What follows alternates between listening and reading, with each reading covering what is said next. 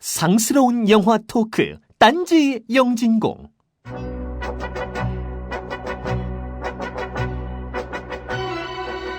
브룩실즈, PBK츠, 소피 마루소 1980년대를 관통한 책받침 3대 여왕들입니다.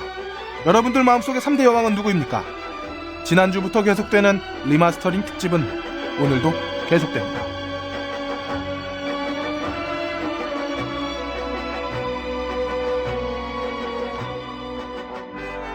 자, 오늘도 세 분의 의원님들 모셨습니다. 먼저 방학이라 더 슬픈 무려 인류학 박사 해비존님 나오셨습니다. 우리 오랜만에 박수 한번 다시 치죠. 근데 아직 방학 아니에요. 아, 이 곧. 12월 말까지 성적 입력해도 바쁩니다. 아, 그래요? 요즘은 12월 말까지 학교를 다니나? 아니, 학생은 안 다녀도 네. 강사는 성적 입력해야 되고요. 아, 아니, 요즘은 왜 성적 입력하고 나면 네.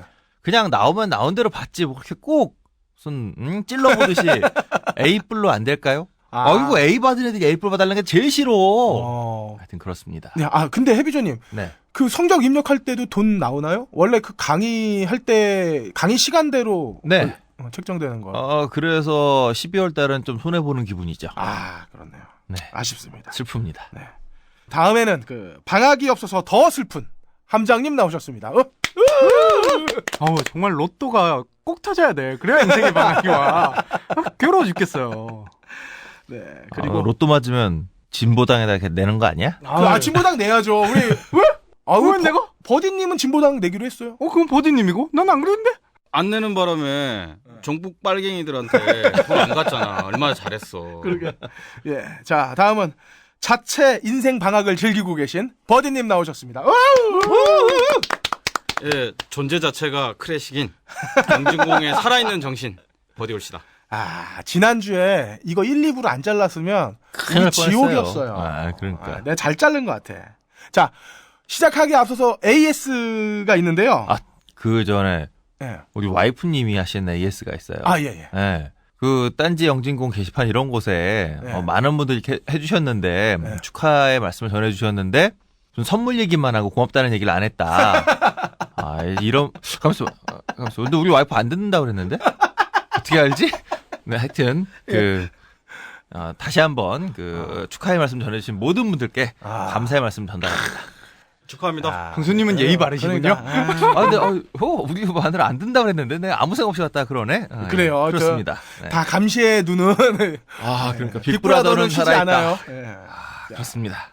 AS가 있는데 먼저 이걸 퍼블리싱 됐을 때 바로 들으셨던 분들은 아마 들었을 거예요. 오프닝 전에 우리가 잡담하는 걸 좀 넣고 음악을 넣어야 되는데 이걸 설명하는 와중에 우리 엔지니어가 오프닝 음악을 빼먹었어요. 그래가지고 몇몇 분들은 오프닝 음악 없는 영진공 타이틀을 들어보셨을 테고 그 부분 난 새로운 시도로 생각하고 들었는데.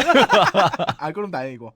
그리고 우리가 그 오프닝 전에 변호사 혹은 변호사들로 변호사들이란 뭐 드라마나 영화 있지 않았어요? 드라마가 있었죠. 네, 그걸로 우리가 또 헷갈려가지고. 우리는 헷갈리지 않았어요. 제일 처음에 변호사라고 얘기하신 게 껄림이라서 그렇지. 그런가요? 그 왜 다 정정 안 해주고 자기네들 다. 그거 뭐 잡담인데. 자존심 뭐. 상할까봐 그랬지. 그랬어요? 방송도 잡담을 뭐 이렇게 누가 느래요. 그러니까 근데 우리 변호인들 이렇게 빨아주면 우리 감독님 좀 나와야 되는 거 아닌가? 한번 나오셔야지. 나오시겠지. 뭐 트위터나 페이스북이나 이런 데다가 나올 의향 있다 좀 적어주시면 저희가 바로 섭외해 드릴 테니까. 그러니까 제레 매체에서 지금 별로 이게 릴리즈가 안 돼. 그쵸. 뭔가 검은 손이 있나? 보이지 않는 손이 있나? 하여튼 광고 좀 많이 되고 회자가 많이 됐으면 좋겠는데. 그러게요. 예. 어쨌든 우리가 광시옥보다만 좀 낫다면 우리가 열심히 빨아들일 의향이 있으니까 그거 이상은 되겠죠. 그리고 무비스트 영화 관람권 받으실 분들 저희가 다 메일 받았고요. 보내드리도록 하겠습니다. 그리고 이번 주 무비스트 영화 관람권 드릴 분은 저희 영진공 게시판에 협박을 또 한 분이 하셨어요. 화끈하게 하셨지. 위버맨쉬님 내놔라. 무서워. 드려야지 그러면. 우린 또 이게 폭력으로 하면 좀 무섭고 우리가 또 가냘프잖아 사람들이. 뭐 불문 날아갈 것 같고. 연약하지. 네. 문약하고 연약. 손 대면 턱 하고 부러질 것 같은. 야리야리한 사람들만 모여 있어서요. 그러게요. 안 보이니까. 못 보는데 뭐 어떻게 알아. 우리는 공개 방송 절대 안 합니다. 아, 그럼요. 4명 합쳐서 한 400km 가까이 가지 않을까? 해비존님이 189kg니까 나머지 한 60kg 정도 보면 되죠. 봄바람에 날아갈 듯한 해비조입니다. 네. 위버맨씨님 메일 주소 남겨주시면 저희가 이쪽으로 보내드리도록 하겠습니다. 아, 그리고 아직도 우리를 저버리지 않고 있는 의리의 기업 땡큐컵. 놀랍게도 말이죠. 또 발견하셨나요? 또 발견했어요. 요걸 하나를 회사에 갖다 놓으니까 이게 보통 우리 회사의 칫솔들을 그 화장실에 단체로 꼽아놓거나 이거 어떤 새끼가 쓸지 모르잖아. 불안했는데 요걸 내 책상에 딱 꼽아놓으니까 편해. 그래서 땡큐컵은 음용, 칫솔, 캠핑, 사무실용으로 4개 정도는 1인당 구비를 해야 된다. 그래서 4인 가족 기준으로 16개는 사야 된다. 요거 언제까지 가나 한번 봅시다. 야, 이러한 전차로 딴지 영진공은 육각주상향의 결정을 갖는 봉규산염에 빛나는 땡큐컵과 함께합니다. 각종 대형 쇼핑몰을 충격과 공포로 몰아넣었던 딴지 마켓의 은하계 최저가 시리즈. 이번엔 제6탄. 물에 담궈두기만 하면 99.9%의 완벽한 항균 효과를 보장하는 인증 상품. 땡큐컵이 여러분께 6탄 돌격합니다. 아십니까? 화장실 변기보다 칫솔에 세균이 200배 더 많다는 사실을. 끓는 물에 삶을 필요 없습니다. 값비싼 전력 살균기를 구입할 필요도 없습니다. 전용 세제가 필요하냐고요? 아닙니다. 땡큐컵에 물만 담아 칫솔을 보관하시면 99.9%의 항균 효과를 보장합니다. 한국화학융합시험연구원이 공식 인증한 땡큐컵의 항균 비밀은 바로 컵 속의 땡큐볼들. 최저가로 최고의 항균 칫솔을 보관하는 방법. 지금 바로 딴지마켓에서 확인하세요. 발가벗겨 디벼보는 영진공 전당포. 리마스터링 특집 2부 소피에서 은하까지. 자, 리마스터링 특집 2부. 버디님. 오늘은 많은 분들이 기다리셨듯이 라붐부터 시작합니다. 라붐. 정말 소피마르소는 어떻게 이렇게 이쁘게 생길 수가 있는 거죠? 지금 여러분들이 이제 소피 마르소란 배우를 못 만나지는 않잖아요. 네. 지금도 이제 영화 그렇죠. 간혹 나오고 그렇긴 하는데 이제 좀 이제 그 감이 없을 거예요. 감이 없는데 이게 재개봉이 아니지 사실은요. 이게 그렇죠. 재개봉이 아니에요. 이번에 첫 개봉이에요. 개봉이죠. 사실은 네네네. 뭐 개봉은 첫 번째 하는 거고 어둠의 경로나 그 정상적인 경로로 비디오나 뭐 이런 것으로 많이들 보셨을 거예요. 그렇죠. 근데 이제 이 스크린에서 다시 만나 보시면 뭐라 그래야 되나? 이거 아름다움이라 그래야 되나? 하여튼 뭐 풋풋함, 아름다움 뭐 하여간 그 결정. 여기 좀 오버하면 이제 아청법 위반이 되니까 더 길게는 안 가고 어쨌든 이뻐요. 이뻐. 아니 이게 이쁜 거. 참 신기한 게 요런 영화가 몇 개 있어요. 라붐은 요거랑 스키장 장면, 그 헤드폰이랑 스키장 장면만 기억이 나고 무슨 내용인지는 거의 기억이 안 나. 러브 스토리 보면은 러브 스토리는 넘어지는 눈밭에서 자빠지는 거. 그렇지. 그래서 병신짓 하잖아 그거 사실 보면 이건 뭔 병신들인가 남들이 지나가면서 보면 그럴 거 아니야. 그런 장면. 병 걸리는 건 기억이 안 나요. 안 나지. 병 걸리는 거 안 나. 아무튼 걔가 뭐 불치병의 시족이네요. 그러니까, 그래요. 그래 이게 이제 얼마 전에 그 써니에서 이거 뭐 오마주라 그래야 되나? 패러디라 그래야 되나? 하여튼 뭐 이렇게 이 헤드폰을 뒤에서 이렇게 싹 그렇죠. 씌워주는 네네네. 그 오마주라고 봐야지. 예, 그렇게 봐야 되겠죠. 그럼요. 그분은 감독은 그렇게 찍었을 거야. 그 아주 환상적인 그 헤드폰 씬이 뭐 90년대가 고스트의 도자기 씬이라면 이 80년대는 이거로 이제 평정을 했다. 그렇죠. 한 10년을 다음 장면을 누구도 손을 못 대고 있다가 겨우 고스트가 이제 비슷하게 이제 했을 정도로 그걸 환상의 장면이었습니다. 그 고스트의 그 장면 때문에 정말 살아난 게 총알탄 사나이죠. 왜 이게 엉뚱한 데로 손이 다 들어가잖아. 맥락 없이 자꾸 그래. 하여튼 그러다 보니까 이 그 당시에 이제 이 뭐 소피가 스타트를 끊었죠. 이게 80년대 3대 천사들, 3대 짱들, 책받침의 TV, 여왕들. 소피, 브룩. 브룩실즈. 예. 이 70년대 사실은 이제 뭐 트로이카 이런 얘기 많이 하잖아요. 그렇죠. 많이 들어보셨을 거예요. 뭐 50년대도 있었고 60년대도 있었고 70년대는 또 뭐 유명했지 않습니까? 그 정윤희 씨, 유진 씨, 장미 씨 트로이카가 있었어. 근데 이제 이게 버전업 된 거야. 또 글로벌화 된 거야. 글로벌화. 글로벌화 된 거야. 근데 이게 좀 이제 의미심장해요. 사실은 뭐 한국에서도 아름다운 배우가 많지만 이 친구들이 특별히 이뻐서 나 그렇게는 꼭 안 보고 어쨌든 간에 뭐 이게 좀 길게 얘기를 해야 되겠지만 그 혁명이 좀 일어난 거로 봐요. 자, 이게 뭐냐면 80년대는 60년대, 70년대를 거치면서 어떻게 보면 문호가 좀 개방됐어. 이게 이해가 좀 되실지 모르겠는데 70년대 이전은 70년대 말까지 이전은 어떤 사건을 계기로 봉건 시대에서 자본주의 시대로 넘어가는 단계였다고 저는 봐요. 한국 사회 구성체 논란이라는 게 있어서 사구체 논쟁 뭐 이렇게 마지막 그거 봉건 시대를 박정희 시대로 보는 이렇게 하는데 이 쌍팔년도 지금 그럼 봉건 시대 부활이야? 그럴 수 있죠. 그럴 수 있는데 2차 이거는 이제 어떤 경제적인 토대나 상부 구조의 모습을 말하는 게 아니라 이제 우리의 의식이지. 우리는 박정희 씨 이렇게 얘기하면 되나? 좀 잘라주면 안 돼? 아니, 안 잘라줄 겁니다.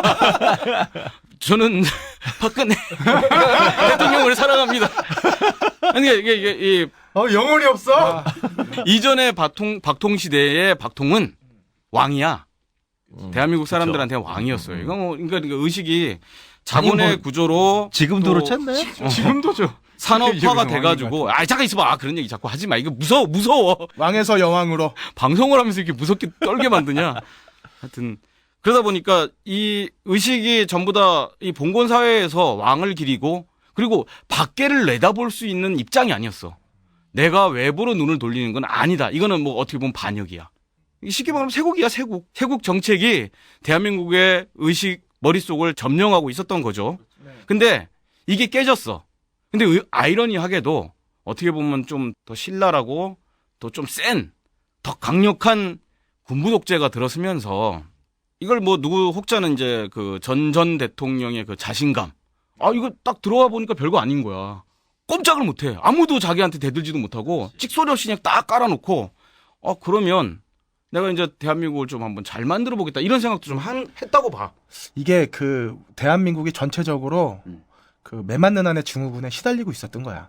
그렇죠. 네. 그렇죠. 이거 함부로 뭐 했다가는 폭력에 네. 의해서 그러니까 국민 그렇죠. 자신이 내가 뭘 잘못했겠거니라고 맞아요. 그러니까 누가 쫓아오지 않아도 누군가 내가 조금만 이렇게 친구들하고 술 먹으면서 한번 좀 속 시원하게 뱃속에 얘기했다 이러면 집에 가는 버스 안에서 혹시 누가 쫓아오지 않나 이런 불안감이 있을 정도로 당연히 쫓아왔죠. 지금 버디님처럼 그건 나는 뼈저리 느끼지. 그래서 그 당시에는 홍수한테 많이 맞아서 그렇지.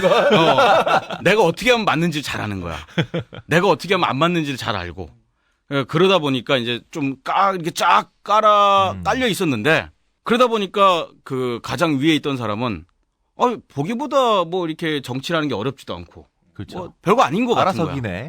거기서 이제 여러 가지 자신감이 생겨서 여러 가지 정책을 펴요. 흔히 말해서 그 당시 이제 80년대 그 초반에 딱 모든 국가를 제압하고 나서는 뭐 3S, 3S 정책을 하잖아요. 근데 3S 정책은 또 공문화되거나 그런 건 아니라고. 그런 건 아니에요. 그냥 뭐 나오는 대로 막 한 거야. 네. 나중에 이제 그 이름을 붙인 거고 그리고 또 이름 붙인 이 시스템 자체가 뭐 그 과거에 독재 국가들이 했던 패턴이 그대로 반영된 그렇죠. 거기 때문에 뭐 학술론적으로 뭐 3S 정책이 있었다. 그 뭐 틀린 얘기라고는 안 봐요. 그럼요. 어쨌든 뭐 네네. 쟤들이 딱 이렇게 해야지 하고 한 건 아니고 하다 보니까 이렇게 된 거야. 그러다 보니까 이제 뭐 문호 개방도 많이 했어요. 그다음에 외국으로 뭐 눈도 돌리고 뭐 해외도 많이 나가고 대통령이 뭐 그전에 이제 박정희 같은 경우는 뭐 그런 박민규의 문구가 있죠. 산미 슈퍼스타즈의 마지막 팬클럽에서 보면 대통령이 아프리카 몇 개국 순방을 갔다 왔는데 맞아요. 그때 아프리카 자주 갔어요. 근데 아프리카도 많이 불러오고 아무 일 없이 왔다고 되게 슬퍼하는 내용이 있어. 그런 종북 같은 사바나의 사자들은 뭐 하고 있었나? 하여튼 그러다 보니까 이런 그 여러 가지 자신감의 문호도 개방하고 외국의 잡지나 이런 것도 많이 들어오고 뭐 영화도 많이 들어오고 그러다 보니까 기존에 한국에서 보던 그 일률적인 패턴의 여성하고 좀 다른 그런 사람들은 이제 자기가 좋아해도 되는 거로 인지가 된 거야. 그리고 이거는 특히 이제 어리잖아요. 하나부터 이제 정윤희 씨나 장미 씨나 뭐 이런 분들은 다 이게 연배가 있었어. 그렇죠. 20대 후반 뭐 이렇게 네네네. 됐고 중후반 됐단 말이야. 그래야지 사랑도 하고 뭐 연애도 하고 그러네. 그런 식의 영화를 찍었는데 그러네요. 이거 이 중요하다. 친구들은 아니야. 네네. 지금 여기 이제 나오겠지만 이제 소피 마르소가 이 영화 찍었는데 13살이에요. 만 13살짜리 네네네. 가 영화를 찍었고 사실은 그 전에도 뭐 청소년 영화 없었던 건 아니에요. 얄개 영화 시리즈 그렇죠. 이런 거 얄개 있었지만 그러니까 얄개는 이성에 대한 눈을 떴지만 뭐 키스를 한다 이런 게 아니잖아. 그냥 혼자 이렇게 가슴앓이를 좀 하고 이매진을 바라보며 가슴앓이를 하는 또 친구 옆에 또 이매진은 누굴 좋아하고 뭐 이런 식의 다 이런 느낌. 거기서 예, 예. 기껏 그 감정을 내보낸다고 하는 거는 이 바보 이 정도밖에 없었다. 그렇지. 예, 맞아요. 감히 사랑한다는 말도 안 나와. 그럼요. 왜 그 시리즈 중에도 그런 거 있잖아요. 진짜 좋아해. 좋아해. 진짜 잊지 마. 뭐 이런 거. 그렇죠. 이게 뭐 이게 좀 어떻게 보면 피상화되고 박제화되고 어른들이 허용한 정도의 그렇죠. 네. 감성을 갖고 있는 애정을 갖고 있는 그런 것만 영화 속에서 이제 존재할 수 있었던 거야. 근데 여기는 안 그래요. 이제 겨우 13살이면 우리나라 지금 초6년, 그렇죠. 중1 이 정도 중1. 나이인데 예, 영화의 제목 라붐 자체가 붐이 이제 파티야 파티. 예. 영어로 영어로는 더 파티예요. 그래서 애들이 막 파티도 해. 중삐리들이 파티도 하고 뭐 요즘은 이제 이게 뭐 별거 아닌데 그럴 수도 있잖아. 뭐 소주도 먹고 그런다는데 요즘에. 아니 버디님 우리 60년대 영화에서 파티 나오는 거 모르세요? 떠날 때는 말없이 이런 거 보면 엄앵란이랑 신성이를 딱 보고 너, 나, 뭐 당신 이렇게 얘기 못해. 거기서는 유라고 불러. 유는 뭐 이렇게 부르고 엄앵란은 신성이를 뭐라고 부르는 줄 아세요? 미스터. 어이 미스터? 그 이렇게 부른다고. 60년대. 그 크리스마스 파티를 할 때 둘이 처음 만나지. 폼 나네. 그래. 아, 폼 나네. 역겹다. 아, 이거 웃어야 될지. 근데 그거 얼마나 코미디인데 지금. 참. 하여튼 그렇습니다. 그러다 보니까 우리나라 청소년들이 보기에 이제 청소년들이 좋아하는 거야. 그렇죠. 고등학생쯤 되는 친구들이 그 유지인 장미를 좋아하는 거하고는 차원이 다른 시대가 들어선 거야. 그리고 심지어 한국 여배우를 좋아하면 야 너는 그렇게 무식하냐? 뭐 너 그렇게밖에 안 되냐? 이런 분위기가 이제 저변에 중고등학생들한테 깔리기 시작해요. 전부 다 쟤만 좋아했구만. 예, 그러니까 그게 쟤가 아니라 쟤를 좋아한 게 아니라 일종의 해방의 쟤라는 게 존재한다는 걸 이제 아는 게 된 거야. 그렇지. 그 전에는 미국이라면 그냥 초콜릿, 엄청난 뭐 부자 나라, 뭐 이런 것만 있었고 우리가 감히 넘볼 수 없는 그냥 천국 같은 나라였는데 이제 내 옆에 다가오는 느낌을 갖게 되는 거지. 내가 좋아할 수도 이게 있을 것 같고. 그런 느낌이었을 거. 그러니까 제가 확실하진 않지만 그 전에 영화에서 나왔을 때는 그 영화의 주인공들이 일종의 경외의 대상이었다면 이 80년대를 들어가면서 여배우들은 경외의 대상보다는 내가 연애를 하고 내가 소구하고 싶은 대상으로 좀 바뀌는 느낌이죠. 그렇죠. 대상화되지. 그렇지. 적절한 대상이 되는 거야. 내가 어떤 뭐 마음이든 액션이든 거의 적절한 대상이 되는 거야. 이매진한테는 안 그랬단 말이에요? 이매진 할 때는 우리 아버지가 그렇겠지. 사실 이게 아까도 말했지만, 차이네. 아니 근데 이매진 씨에 대해서는 어떤 식의 뭐 이렇게 그 무력화되고 육욕화되는 그런 대상으로 설정하기는 좀 애매했어. 네. 이매진 씨라는 13살짜리한테 무력하고 성욕의 대상으로 했단 말이에요? 그런데 아니 약간 섹스 어필하는 게 있어. 그러니까 무슨 말이냐면 이거 섹스 어필을 해서 꼭 있지. 섹스를 해야 된다는 게 아니라 좀 쉽게 얘기하자. 그럼 뭐 스킨십 같은 거지. 키스도 하고 뽀뽀도 하고 손도 잡고 알 폼도 텐데. 하고. 분명히 자유행위의 대상으로 됐을 텐데. 중딩들이 뭐 그렇다고. 스럽게 진짜. 야, 이렇게 보자. 그러면 이게 죄송한데 뭐 70년대 그 트로이카 이름을 말하기는 트로이카 분들을 생상하면서 어떤 식의 그런 액션을 하는 거랑 도리어 이제 자기 동년배잖아, 친구잖아. 그치. 그게 더 어떻게 보면 바람직한 거 아닌가? 맞네. 이렇게 생각하자. 인정. 이거 뭐 말이 자꾸 이상하게 하는데 어쨌든 간에 자위왕. 예. 이 친구들이 여기서 새로운 걸 경험하는 거예요. 아버지는 뭐 아무것도 하지 말라 그랬어. 공부만 해. 니들은 그런 거 생각하면 안 돼. 꿈도 꾸지 마. 이랬는데 미국 애들 보니까 안 그래. 막 뽀뽀도 하고 만나고 손잡고 다니고 막 파티도 하고 막 핸드폰도 뭐 귀에 걸어주고. 옛날에 제가 중고등학교를 부산에서 다녔는데 그 당시 보니까 다방이나 카페나 뭐 그 햄버거집 같은 것도 그 당시도 있었어요. 뭐 롯데리아는 딱 아닌데 아메리카나. 뭐 그런 식이야. 하여튼 이름이 약간 아메리카나 기억나네요. 그런 데는 여고생 남고생이 같이 못 앉아. 상상이 돼? 부동석이야. 진짜 그랬어. 그 막 쫓아내고 뭐 교복을 입건 안 입건 간에 막 쫓아내고 막 어린 친구들 막 쫓아내고 막 그랬어. 너희들 같이 앉으면 안 된다 그러고 이런 시대가 진짜로 존재했었단 말이야. 같이 앉으면 임신한다고 생각하는 거 아니야? 그럴 수도 있지. 뭐 하여튼 그러다 보니까 어떻게 보면 그 일종의 억압이었어요. 그렇죠. 억압이 깨지기 시작하는 거야. 네. 그리고 아버지가 사랑했던 정윤이, 유진 씨는 촌스러워 보이고 나는 아주 앞서가는 시대에 새로운 그렇지. 이제 미지의 아가씨들을 이제 외국에도 만날 수 있다. 이게 또 흔히 모르면 이제 뭐 팝도 마찬가지였잖아요. 그렇죠. 음악도 마찬가지잖아요. 이게 이제 70년대 흔히 말해서 외국 팝을 듣는 친구들은 아주 어떻게 보면 좀 이렇게 한정돼 있었다고. 저 엘리트 의식이 있었고. 아주 엘리트든가 네네네. 아주 논단이든가 그렇죠. 뭐 이런 친구들이었는데 이게 70년대 말을 거치고 80년대 들어오면서 다 오픈된 거야. 다 이제 한국 노래를 들으면 쪽팔리는 거야. 겨우 이제 명맥을 유지한 게 이게 그렇죠. 조용필쯤 된 분이 그나마 어떻게 보면 이제 뭐 탁월한 음악성, 천재성 갖고 명맥을 유지했을 뿐이고 중간중간 나오시죠. 뭐 이용 같은 분도 나오고 그래 정영록 같은 분도 나오긴 했지만 저변은 그 당시에 중고등학생은 다 외국 팝 음악. 네네. 도리어 지금은 또 팝 음악 안 듣잖아. 그러니까 쉽게 얘기하면 이거였지. 그러니까 라디오를 들으면 대부분 팝 음악이 나왔고 네. 몇몇 프로에서 가요가 나왔어. 근데 가요가 나오는 건 거의 다 AM들. 그렇죠. AM들에서 가요가 나왔고 네네네. FM에서는 가요 듣기가 쉽지 않았다고. TV에서는 가요밖에 안 나왔을 거 아니에요. 아 그렇죠. 그건 이게 맞아요. 나 예. 지금 얘기 중에 이해가 안 간 부분이 중고등학생의 저변에 깔려 있는 게 아니라 마찬가지로 그 중에서 소수만 듣고 있었던 건 아니에요? 아니에요. 그런 건 아니에요. 아니었어요. 80년대에는 전혀 그렇지 않죠. 예, 제 기억을 뭐 그냥 반추해서 한 2살 많으니까 제가 함장님보다 이런 겁니다. 텔레비는 할아버지들 왜 다들 안 웃고 넘어가죠? 이거 진지한 얘기니까. 아니 웃을 타이밍을 놓쳤어. 너무 헛말해서. 아줌마 아저씨들이 보는 거야. 자기들은 라디오를 듣는 사람들이다. TV라는 매체는 어른들이 주로 리모컨이 아니지. 당시엔 리모컨이 로타리니까. 없었으니까. 그렇죠. 그러니까 로타리 TV에 대한 방식이니까. 그 지배는 아버지 아니면 어머니가 하고 있었던 거고. 가요 톱10을 본다 그러면 못 보겠지. 예. 그 TV를 이제 해결할 수 있는 문제는 이거지. 아버지가 7시, 8시에 퇴근해서 텔레비를 보는 순간부터는 잘 게 아니고 그 전에. 그러니까 비디오지, 비디오. 비디오 킬드 라디오 스타인 거야. 비디오로는 괜찮아.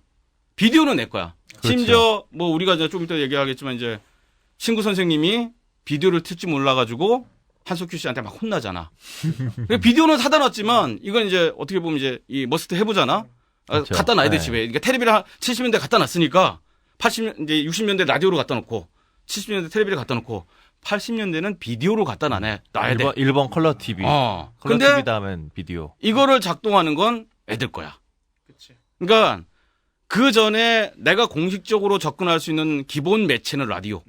그다음에 비디오는 그렇죠. 아버지가 안 볼 때, 엄마가 어디 시장 갔을 때 이렇게 이제 패턴이 되는 거죠. 정시에 청춘들이 라디오가 접할 수 싸지니까 있는 거. 라디오는 싸지고 작아지고 누구나 가질 수 있게 되니까 이제 오히려 라디오가 젊은 세대들 누구나 아무 데서나 항상 들을 수 있는 매체가 라디오가 된 거죠.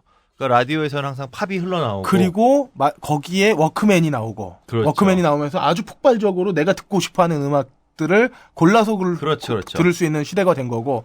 거기에 더불어서 나는 이 소피 마르소나 PBK치가 우리나라에서 흥했던 가장 큰 이유 중에 하나는 인쇄술의 발달이 그 당시 인쇄술의 그렇죠. 발달이 그렇죠. 그 전에는 없었어. 그 전에 내 국민학교 다닐 때는 사진이라든지 책받침. 코팅된 뭐 이런 게 없었어. 근데 중학생이 되니까 그게 갑자기 쫙 퍼지기 시작하는 거야. 이쁜 여자의 사진 혹은 뭐 사진 스케치. 두 개를 골라서 아줌마가 코팅을 딱 그렇지. 해주시죠. 그렇게 해주던가. 갖고 다니고. 그렇죠. 아니면은 영화 잡지에 나오는 이제 사람들을 오려가지고 오려서? 필통을 만든다거나 뭐 애들이. 그게 이제 또 어떻게 보면 문명이 발달한 거고 산업화가 된 거가 돼요. 옛날에는 그 종이조차 개했다고. 종이조차 개했는데 이제 종이가 지천에 깔리기 시작하는 거예요. 잡지도 엄청나게 많이 나오고 뭐 브로마이드라 그러죠. 브로마이드도 엄청나게 나오고 별책 책받침도 뭐 별책 지천에 부록. 깔렸죠.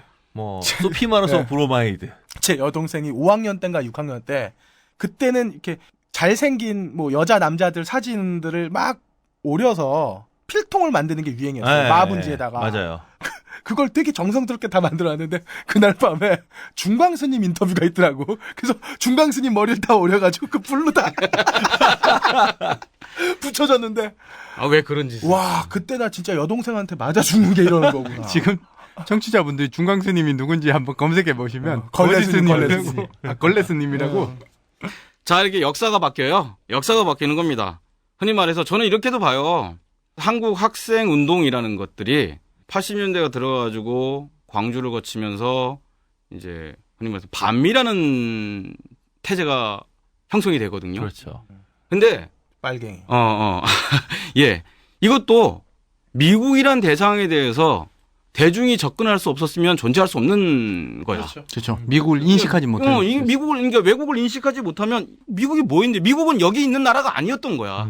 그렇죠. 뭐 우리나라를 뭐 식민지처럼 갖고 놀았었지만 참 멀리 있는 나라고 길거리에서도 뭐 평생 한번 볼까 말까 했던 그런 시대였는데 지금 이제 미국 애들이 막 스크린이든 잡지든 뭐 소설이든 막 이렇게 다 접근해 오니까 이제 쟤들이 어떤 애라는 게 점점 감이 오는데 그 당시에 이제 그러다 보니까 이제 학생 운동에서도 이게 미국의 정체가 우리나라의 모순에 결정적인 역할을 하는 사람들이었다. 이게 던지니까 이게 또 나름대로 먹히는 거야.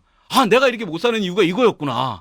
박통이 왜 그랬을까? 뭐 그 전에 이승만이 왜 그랬을까? 생각해 보니까 거꾸로 올라갔더니까 미국이고. 미국이라면 이젠 나도 걔들 알아. 그 피비 게이츠 소피 마르소 나라잖아. 뭐 소피 마르소는 아니죠. 브룩실즈 나라잖아.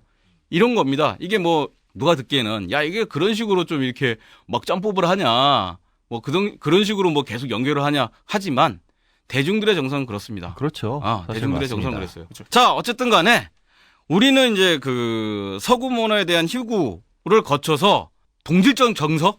그러니까 이해를 하고, 그렇죠. 걔들, 우리도 그렇게 할 수 있을 것 같다는 걸 이 소피 마르소, PBKH, 브룩실즈가 전해줍니다. 자. 이해와 동경이죠. 예, 그렇죠. 뭐 이게 혼재돼 있죠.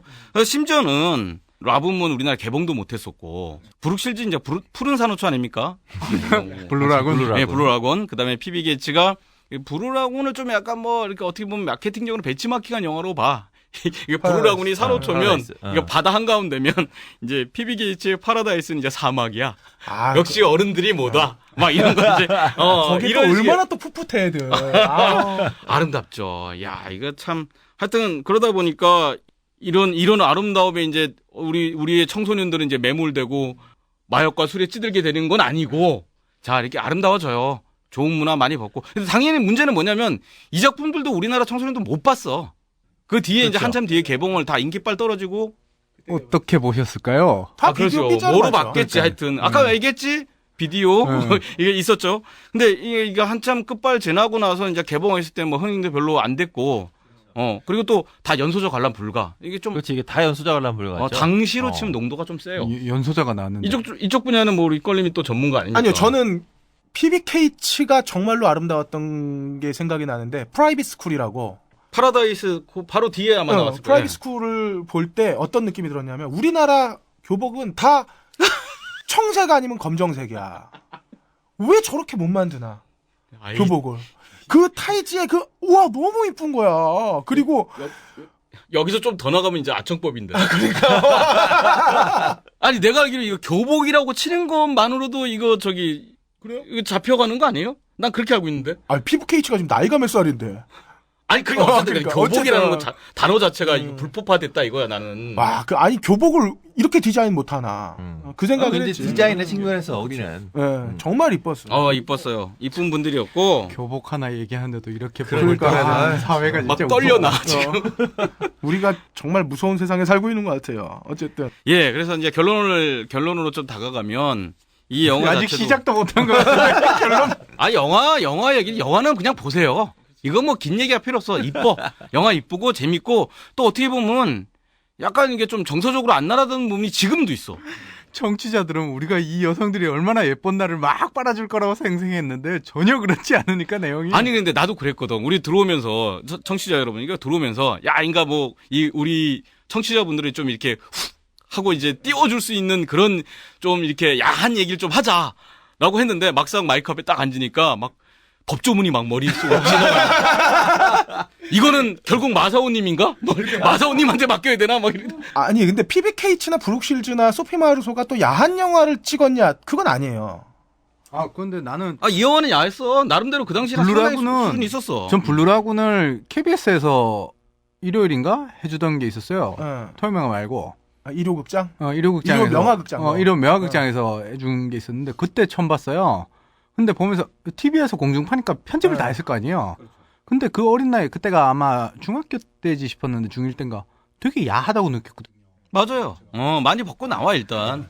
사실 은하철도 999도 야했어. 근데 그 정도 수준이었다고 봐. 민키는 어떻고? 지금 생각해보면 은하철도 999는 정말 파격적인 만화예요 이거. 아니 그거는 우리가 아침 9시에 벗고 나오는 아, 다 벗고 나오는데 뭐 아니 툭하면 이 메타로니는 왜 이렇게 껄핏하면 다 먹고 널브러져 그러니까. 계신 거예요 여기저기에. 아 그냥 고마웠지 뭐. 그러니까 7분에서 8분씩 편집이 된 게 한국에 방송이 된 거지. 그게 편집이 돼도 그 정도니. 그러니까. 아, 그래서 이제 이게 좀 이렇게 그 내용도 좀 얘기를 하고 어떤 장면이 너무 이제 좀 이렇게 자극적이었다. 좀 뭐 그랬던 얘기도 좀 하고 싶은데 사실 이제 뭐 영화를 보는 게 괜찮을 것 같고 영화를 본다기보다는 저는 추천을 이렇게 해요. 그냥 그 당시 사진 이렇게 잘 뽑아갖고 아 이러셨구나 이렇게 좀 움직이는 거 요렇게 보시면 아 이거 뭐 기쁨은 다 같이 누릴 수 있을 거예요. 아 이쁘셨어. 진짜 지금 봐도 우리 소피 마르소 씨가 그 13살 14살 때 그 풋풋하고 귀여움 아주 뭐 이렇게 뭐 조각 같은 미녀는 아니잖아요 또 나름대로. 그렇죠. 네. 그런데 그러니까 그 시대에 딱 이 세 명이 뭐였냐면 10대. 그러니까 실제로 티네이저들이 그렇죠. 스타로 부각되는 것이었죠. 그 전에는 다 20대 혹은 섹시, 20대를 넘어선 섹시 아이콘들이 주로 여배우의 전형이었다면, 전형이었지만. 그렇죠. 이 시기에 참 유별나게도 이렇게 젊은 친구들이 우리의 가슴을 설레게 해줬네요. 예, 그러니까 브룩실즈는 좀 다르지 않아요? 근데? 조금 다르죠. 네. 브룩실은 조금 더 먹었고. 인상 때문에 기억에 착오가 있었습니다. 브룩실즈는 65년생, PBK츠는 63년생, 소피 마르소는 66년생입니다. 네, 브룩실즈는 그 당시에 그 PBK츠나 소피 마르소가 풋풋함이었다면 브룩실즈는 약간 우리에게 뉘앙스가 10대인데 네. 저렇게 그렇죠. 성숙할 네. 수가 있을까 이런 느낌이었죠. 아, 그렇죠. 물론 이제 다 소구하는 다 다른 거니까. 외국 애들은. 어떻게 다 청초한만으로 승부해. 여기 그러니까. 섹시도 해야지. 아우 그 누님이 게스 모델이었죠 초창기에. 네. 게스라고 하는 상표 자체가 그냥 브룩실즈를 모델로 하면서 네. 미국에서 제가 항상 슈퍼. 상상했던 게 브룩실즈의 얼굴에 브리짓 닐슨의 몸매. 얘 PBK츠의 목소리면 얼마나 좋을까. 아이 참 상스러운 방송 같습니다. 그러니까 어쨌든 우리가 좋아할 만한 사람을 좋아하게 됐다. 연상이나 뭐 이게 또 너무 나이 든 아줌마가 아니라 청소년들이 청소년을 그쵸. 좋아하는 그런 진짜 뭐 우리도 다 풋풋하게 좋아했잖아. 꼭 뭐 이렇게 그럼요. 어떤 뭐 도구를 이용한다든가 손을 이용한다든가 이런 걸 떠나서 정말 이렇게 뭐 풋풋한 마음을 서로 주고 받았던 것 같아. 특히 이제 이런 거 있어요. 이런 맥락이 있어요. 로미오와 줄리엣 이게 이제 몇 년작? 올리비아 68년작이 68 제일 유명하죠. 이 영화 전에도 수많은 로미오와 줄리엣이 있었어. 영화들이. 로미오와 줄리엣 68년도작이 가장 좋았던 거는 그 작품에 맞는 나이의 배우를 썼기 때문이에요. 이게 맞다는 거예요. 그 전에 로미오와 줄리엣은 다 어쨌든 연기력이 필요한 뭐 어디 고전이잖아. 작품 자체가 그렇죠. 원작 자체가 고전이니까 막 30대 뭐 이런 분들이 나와서 로미오와 줄리엣을 연기를 했었어. 진짜로. 연기가 받침이 돼야 되니까. 로미오와 줄리엣은 대가리에 피가 마르면 안 돼.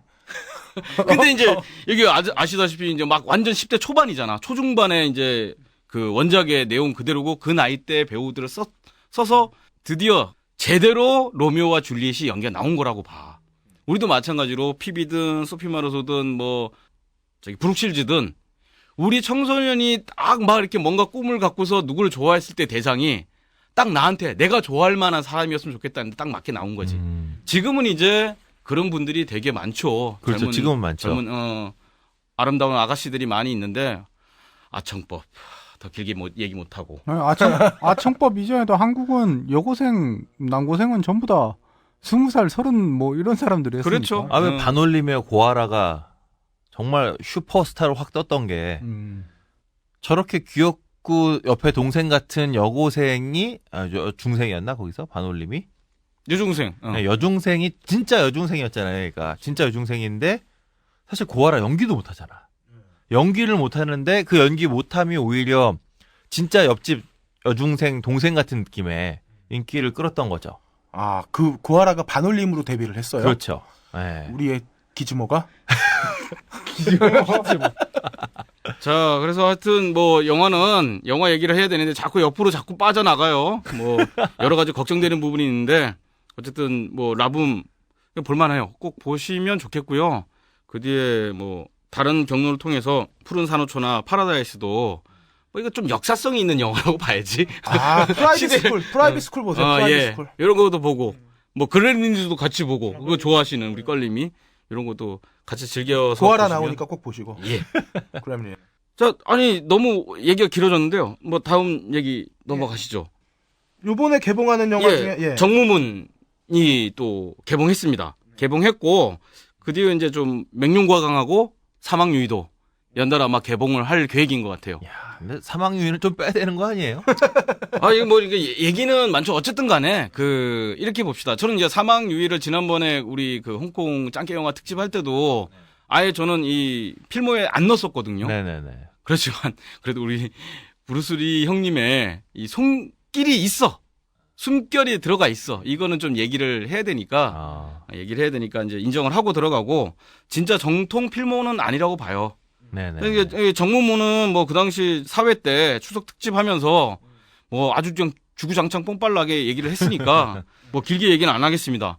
이소룡 영화 중에서 가장 저는 이제 고퀄 작품이라고 보고 맹룡과강은 또 다른 느낌의 이제 작품이에요. 이게 당상 대응이 약간 아직 풋풋했다면 정무문하고 맹룡과강은 이제 좀 약간의 이제 성숙미를 갖추고 체계를 갖췄어. 시스템을 갖췄어. 그런데 약간 스타일이 다르지.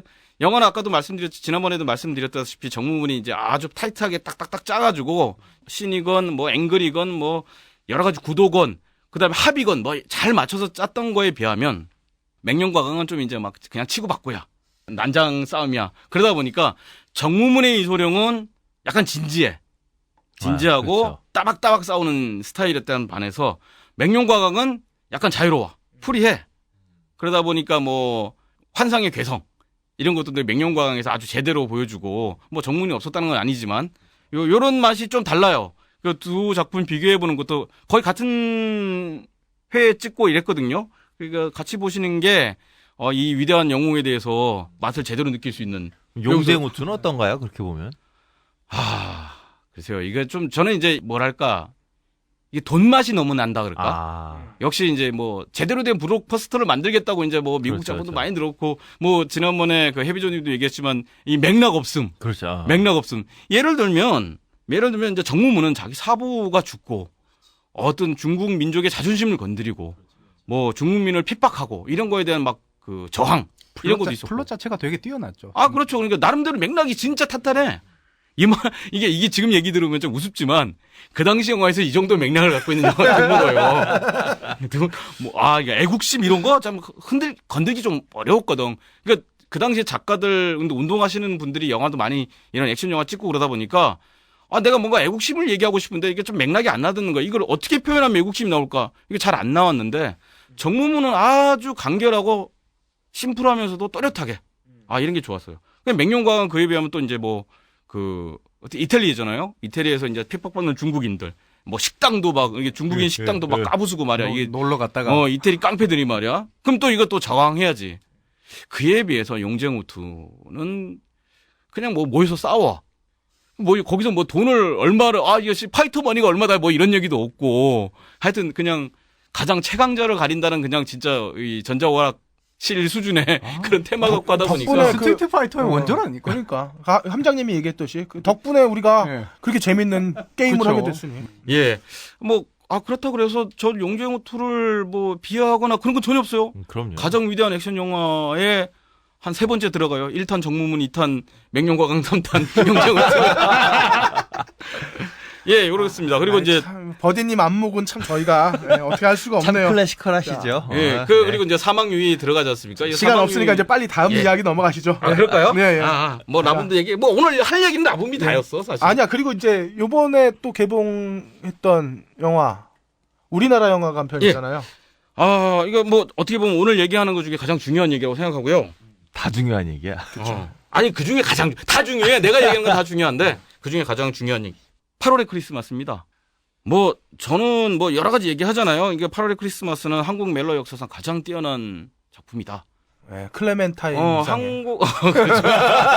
클레멘타인과 쌍벽을 이루는 그런 아주 아름다운 영화예요. 이 극단의 지점에서 그게 지점에서 양극에. 그러니까 취향은 나름대로 다 있겠지만 저 역시 이렇게 이보다 이쁜 한국 영화를 못 봤어요. 허진호 감독이 난 좀 아깝다고 생각해. 이 사람 필모로 거꾸로 올라갔으면 얼마나 훌륭했을까. 데뷔작이 너무 세. 고장의 반열에 올랐어요. 데뷔작이 너무 세. 그 뒤로 저는 뭐 이분 영화를 이제 계속 빼놓지는 않고 봤는데 시시한 거야. 심지어 이제 봄날이 간다를 봐도 그냥 밍숭맹숭해. 봄날은 간다. 아, 그래. 그게 봄날은 안 돼. 부산 사투리가 좀 있어서. 봄날은 간다. 부산 사투리의 음과 이를 다 헷갈려요. 자, 근데 내용 자체를 보면 아시겠지만 그냥 일반 막장 드라마야.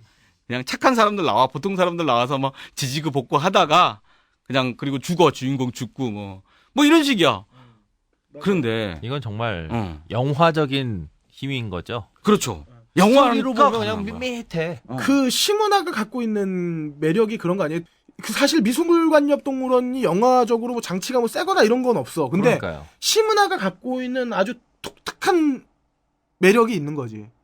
뭐라 그럴까? 뭐 세거나 자극적이지 않은데 아주 그냥 달달하면서 그냥 똑똑 녹아내는 튀는 그런 게 듯한 있어요. 이게 톡 튀잖아 사람이. 이게 타고난 연기자예요. 저는 진짜 정말 이런 타고난 배우 아니면 난 연기 안 했으면 좋겠어. 젊은 친구들이 이쪽에 좀 안 들어갔으면 좋겠는데 사실 이제 또 아니 그러니까 너무들 왜 어린 다른 사람들 꿀물 막 함부로 그렇게 얘기해요? 그러니까. 타고난 연기력이 있는 애들도 눈에 못 들어가서 안 들어가요. 아 그런가요? 어쨌든 뭐 신문화도 M 할 때 나는 M이다. 이거 할 때가 이게 알았나?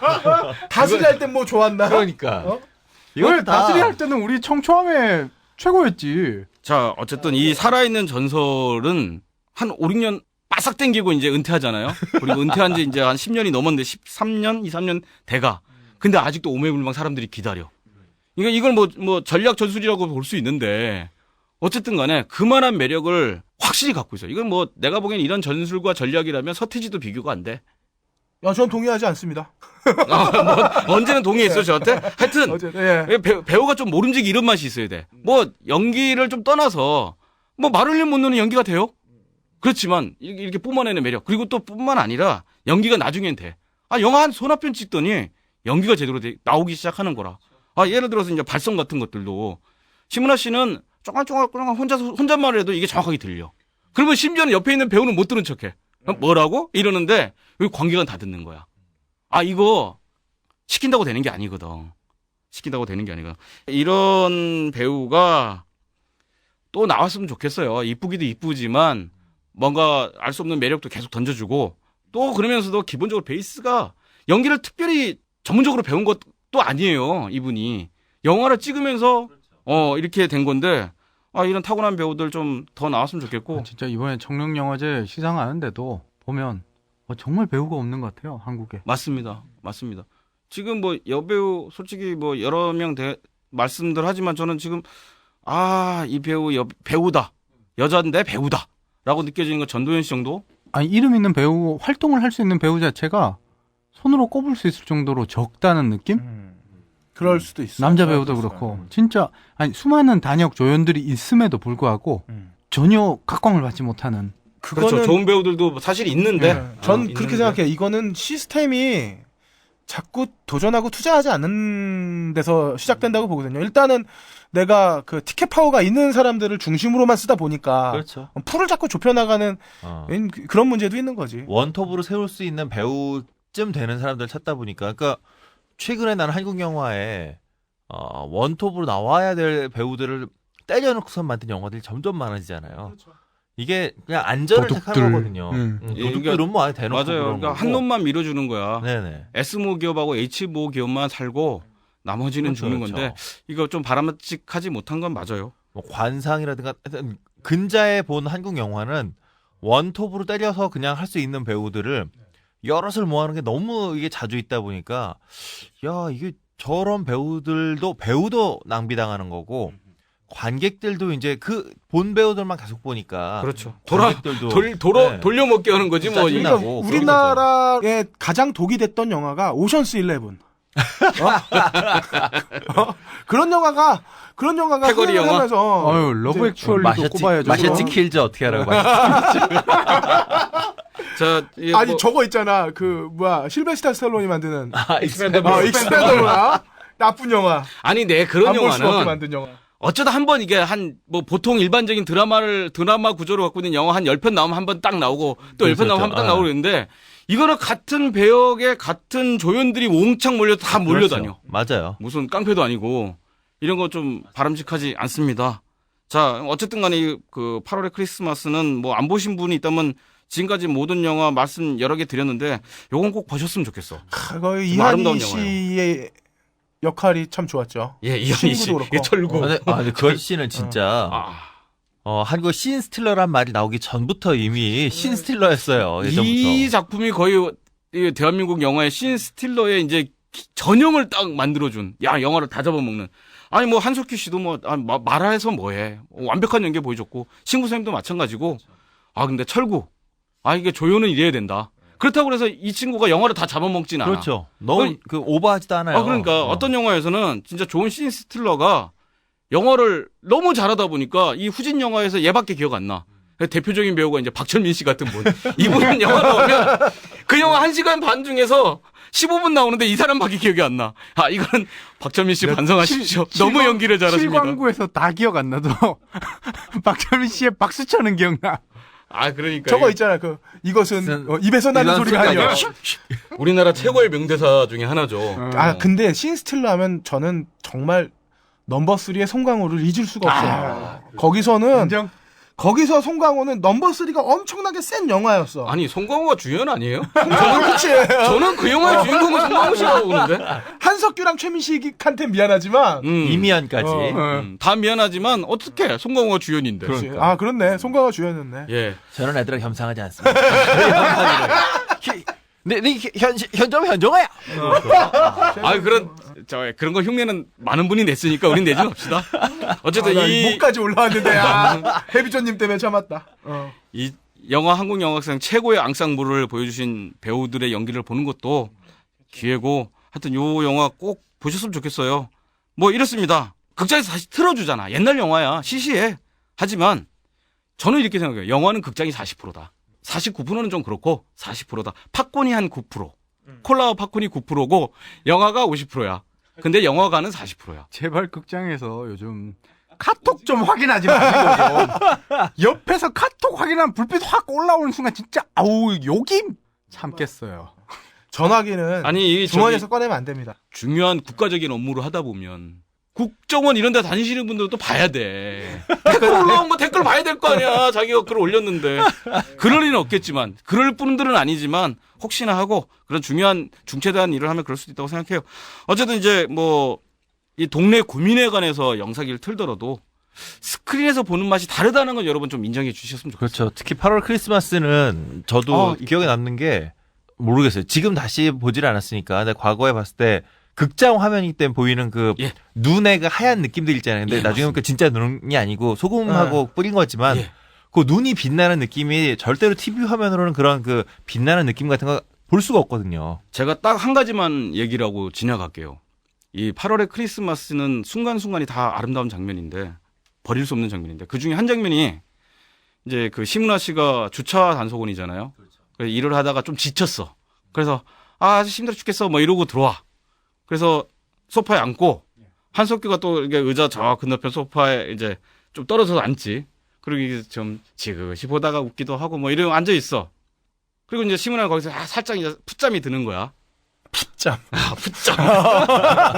아름다워. 이게 언어의 마술사 같아. 근데 이 장면이 이게 아무 대사도 없이 풋잠. 돌아버리겠다 진짜. 한 뭐 1, 2분 이게 가. 진짜 아름다운 장면이. 이게 텔레비에서 이런 장면을 만들면요. 당장 채널 돌아가. 리모컨 잡지. 그래서 극장에서 보십시오. 이상입니다. 자, 2주간 고생한 버디님께 박수 한번 쳐주시죠. 네, 수고하셨습니다. 수고하셨습니다. 영화 음악의 A to Z 영화 딴따라. 딴따라 시간이 돌아왔습니다. 해비조님. 네, 2주째 계속하고 있는 리마스터링 특집의 두 번째 시간을 맞이해서 저도 라붐을 좀 준비해봤습니다. 오늘 뭐 라붐 얘기밖에 안 한 것 같아요. 라붐 세죠. 네, 무슨 뭐 오늘 라붐데이 같기도 하고. 라붐의 영화 얘기는 안 했어 우리가. 영화사적 의미가 너무 크니까. 영화 아니요. 영화사보다 문화사겠죠. 한국의 한국 문화사에서만 한국 문화사에서는 중요한 거죠. 한국 인쇄술이 만들어낸 3대 스타. 거의 뭐 그런 거죠. 예, 이게 예. 생물학이나 인류학으로도 들어갈 수 있고. 아, 그렇죠. 이거 오히려 그러니까 영화사적으로 중요한 영화는 아닌데 한국의 사회 문화 지리학에서 보자면 정말 지리학까지? 아까 이런 건 이제 그 역사 고고학 뭐 이런 푸코가 말하는 고고학이 꼭 땅판에 나오는 고고학이 아니니까 그런 느낌에서 그런 의미에서는 라붐 참 중요한 영화고요.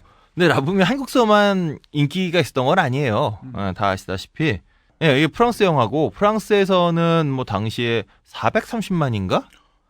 예, 개봉 당시 그 정도 들었었고 그다음에 이 라붐이 프랑스뿐만 아니라 독일 다음에 뭐 하여튼 유럽 전역에서 굉장히 큰 인기를 끌었습니다. 그리고 한 3년인가 4년 늦게 미국서 개봉했는데 미국서는 뭐 큰 히트는 아닌데 프랑스 영화 미국 가서 히트한 거가 거의 없는 것 같아요. 없죠. 네. 정서가 좀 다르니까. 그렇죠. 근데 라붐 하면 우리가 다 떠오르는 게 그 헤드폰 씌워지면서 흐르는 노래가 하나 있잖아요. 그때 나오는 노래. 네. 리얼리티는 미국서도 뒤늦게 히트를 했었어요. 네, 제목이 리얼리티. 네. 예. 이 리얼리티는 그러니까 미국서 뭐 완벽하게 이렇게 유럽처럼 확 그 쓸었던 이런 노래는 아닌데 이 리얼리티가 제가 보니까 그 1980년대 틴팝을 정리하는 그런 미국 MTV 프로그램에서도 이제 100곡의 중요한 틴팝 안에 넣어야 할 정도로 그러니까 한국서는 뭐 한국 영화 음악 인기 이런 거 뽑으면 한 20위권에 들어갈 거죠, 이 노래가? 그렇죠. 열 손가락에 들어갔어요. 네, 아마 그럴 거예요. 네. 제가 아까 전에 그 노래를 리얼리티 노래를 생각하다가 리얼리티 이랬는데 이게 아니라 그 네스티고 리얼리티는 뭐였지? 리얼리티. 아니야. 이런 문외한 서철 롤리워드야. 이래. 리얼리티 네스티. 아니 뭐지 이거? 어니스틴 서철 네. 롤리워드. 들으면 알아요. 좀 이따 들어보고요. 좀 이따 들어보시면 압니다. 앞에 빠바밤 빠. 하지 마. 더 이상해. 해비존님은 잘한 거야. 이게 좋은 거야. 노래가 이렇게 이따위로 나오니까 박사가 됐지. 노래 좀만 잘했으면 평생 노래한다고. 공부 때려치고 그랬을 걸. 어쨌든. 예. 네, 어쨌든 그 사실 저는 라붐이라는 영화 별로 안 좋아했어요. 아까 다들 되게 뭐 다들 굉장히 좋아하셨는데 라붐 되게 재미없게 봤었거든요. 저도 한 장면, 두 장면. 스키장이랑 그 핸드폰. 예. 근데 저는 그 장면들도 너무 유치했고 그러니까 제가 어려서부터 지난주에도 얘기했던 것처럼 이렇게 굉장히 이런 방면이 되게 무감했던 아니었어요. 연애 감정 이런 거 되게 무감해갖고 저런 손발이 오그라진 짓을 왜 하고 있지? 뭐 이런 느낌으로 그냥 그 영화를 봤었던 기억이라 그리고 더 중요한 건 그 친구들하고 고등학교 때인가 중학교 때 같이 봤는데 애들이 막 소피머러서만 나오면 소리 지르는 거야 무조건. 그래서 왜 소리를 지르지? 여기는 뭐 동성애자 한 명, 초식남 한 명. 대단하네요. 아니, 그러니까 나만 정상이. 근데 제가 형이 제일 이상해. AKB 48을 정장 입고 보는 사람 형이 제일 이상하다고. 나 이 더러운 곳에도 못 살겠어 내가. 계속해 계속. 그러니까 본인도 이제 온전치 않으면 선언하는 거죠 지금? 아니 나만 빼고. 난 동성애자가 아니라니까. 아닌 셈 치자고요. 난 초식남이 아니야. 네. 전 마누라 사랑합니다. 이런 배신자. 그 제가 라붐을 보기 전에 이미 라붐에 대한 얘기를 되게 많이 들었어요 라디오에서. 제가 어렸을 때 그 FM25시라고 그러니까 나중에 음악 세계라고 하는 전역의 음악 세계로 이제 이름이 바뀌었죠. 그래서 FM25시라는 제목으로다가 새벽 1시에 하는 라디오가 있었는데 이제 헤비메탈 뭐 이런 거 들으려고 그걸 들으려고 하다 보면 1시까지 뭔가 라디오를 틀어놓고 있어야 되잖아요. 네. 근데 우연히 그때 그 바로 앞에 프로그램이 이름은 기억 안 나는데 꽤 유명한 여자 성우분이 진행하는 영화 음악 프로가 있었어요. 근데 그 당시에 뭐 정은임 아나운서 이런 분들이 했던 영화 음악 프로는 다 뭐 리버 피닉슨 이런 젊은 이제 세대의 영화 음악을 주로 다뤘다면 우연하게 제가 들었던 이 프로그램은 좀 옛날 영화, 뭐 바람과 함께 사요 이런 거 음악 맨날 듣고 좀 클래시컬한 음악을 틀어줬는데 그 사이로 라붐이 이미 이제 그때 뭐 한 나온 지 7년, 8년쯤 된 영화였고 그래서 라붐 얘기도 굉장히 많이 있었더라고요. 근데 그때 기억나는 게 소피 마르소가 이자벨 라잔이 닮은 걸로 닮은 꼴 대회에서 1위를 해서 그래서 영화에 캐스팅되게 되었다. 아 근데 신기한 게 이자벨 아자니보다요 소피 마루소가 더 늙었어. 그러니까. 신기하죠. 이자벨 맞아요. 아자니는 도대체 그러니까. 뭐 방부제를 먹고 사나 봐요. 아니 이분은 어떻게 10살 이상 많잖아. 그러니까 지금 50대 중반 넘었을걸요? 너무 맞아요. 뭐 이런 누님이 다 있어. 정말 아름답죠. 그리고 그 생각만 하면서 라붐을 이제 막연히 이렇게 동경하고 있다가 막상 비디오를 봤는데 이자벨 아자니 누님은 어디 하나 흠잡을 데가 없는 완벽한 누님이잖아. 근데 사실 소피 마루소는 거기에 비해서 보면 약간 좀 동글동글하고 약간 통통한 맛도 있고 좀 귀여운 맛도 있고 완벽한 우리 이자벨 누님을 좀 이렇게 그치, 완성형 자체는 아니죠. 그러니까 사실. 근데 닮은 꼴 1위 했으면 완성형으로 더 나가야 되잖아. 얘들이 왜 이렇게 좋아하나? 뭐 이런 마음이었어요. 뭐 중요한 건 뭐 이자벨 아자니 누님이 최고다 이거고요. 과정이 더 중요한 거야.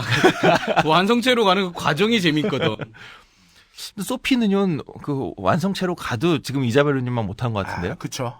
이자벨 누님은 최고야. 어떻게 그런 분이 있을 수가 있어. 인류 중에 한 명이지. 딱 한 명. 인류에 딱 한 명. 껄림 같은 분도 인류 중에 한 명이야. 그리고 나는 우리나라에도 그 비슷한 분이 있다고 생각해. 씹던 껌 김혜숙 누님. 난 이분이 아 도둑들에서. 도둑들에서. 혹시 동문이어서 그런 건 아니죠? 아니야. 경희대 나왔어요? 아니야. 절대 그런 거 아니고. 난 이분은 나이가 먹고 주름이 지는 거는 어쩔 수가 없는데 그 연기에서 특히 이제 도둑들 같은 데 보면 그 경박함이라든지 아니면은 그 삶에 찌들었을 때 나타나는 그 느낌들을 아주 따뜻하게 표현하는데 그 내가 심정적으로 참 동하는 부분이 있어요. 그 볼 때마다 특히 이렇게 웃고 이렇게 딱 이렇게 웃으면 그냥 우리 엄마였으면 좋겠네. 그러니까 이제 김혜숙 누님은 그러니까 이제 심정적인 동감이라면 이자벨 누님은 그냥 외형적으로 공감하지 않을 수 없는 그런 분이시죠. 두 분이 한 살 차이 나요. 네. 진짜요? 한 살 김혜숙 누님이 어려요. 더 어려요 거기다가. 야 어떻게 뭐 이런 사람이 있을 수가 있어. 뭐 어쨌든 소피 마루소가 나왔던 이 라붐은 사실 저에게는 그 큰 뭐가 없이 그냥 봤어요. 그냥 친구들하고 그냥 같이 봤는데 손발이 오그라는 바로 그 장면, 헤드폰 씌워지는 그 장면에 딱 그 리처드 샌더슨의 리얼리티가 나오는데 못 봐주겠더라고. 확 때려주고 싶어. 그냥 이것들이 그냥 근데 음악은 참 감미로웠어요.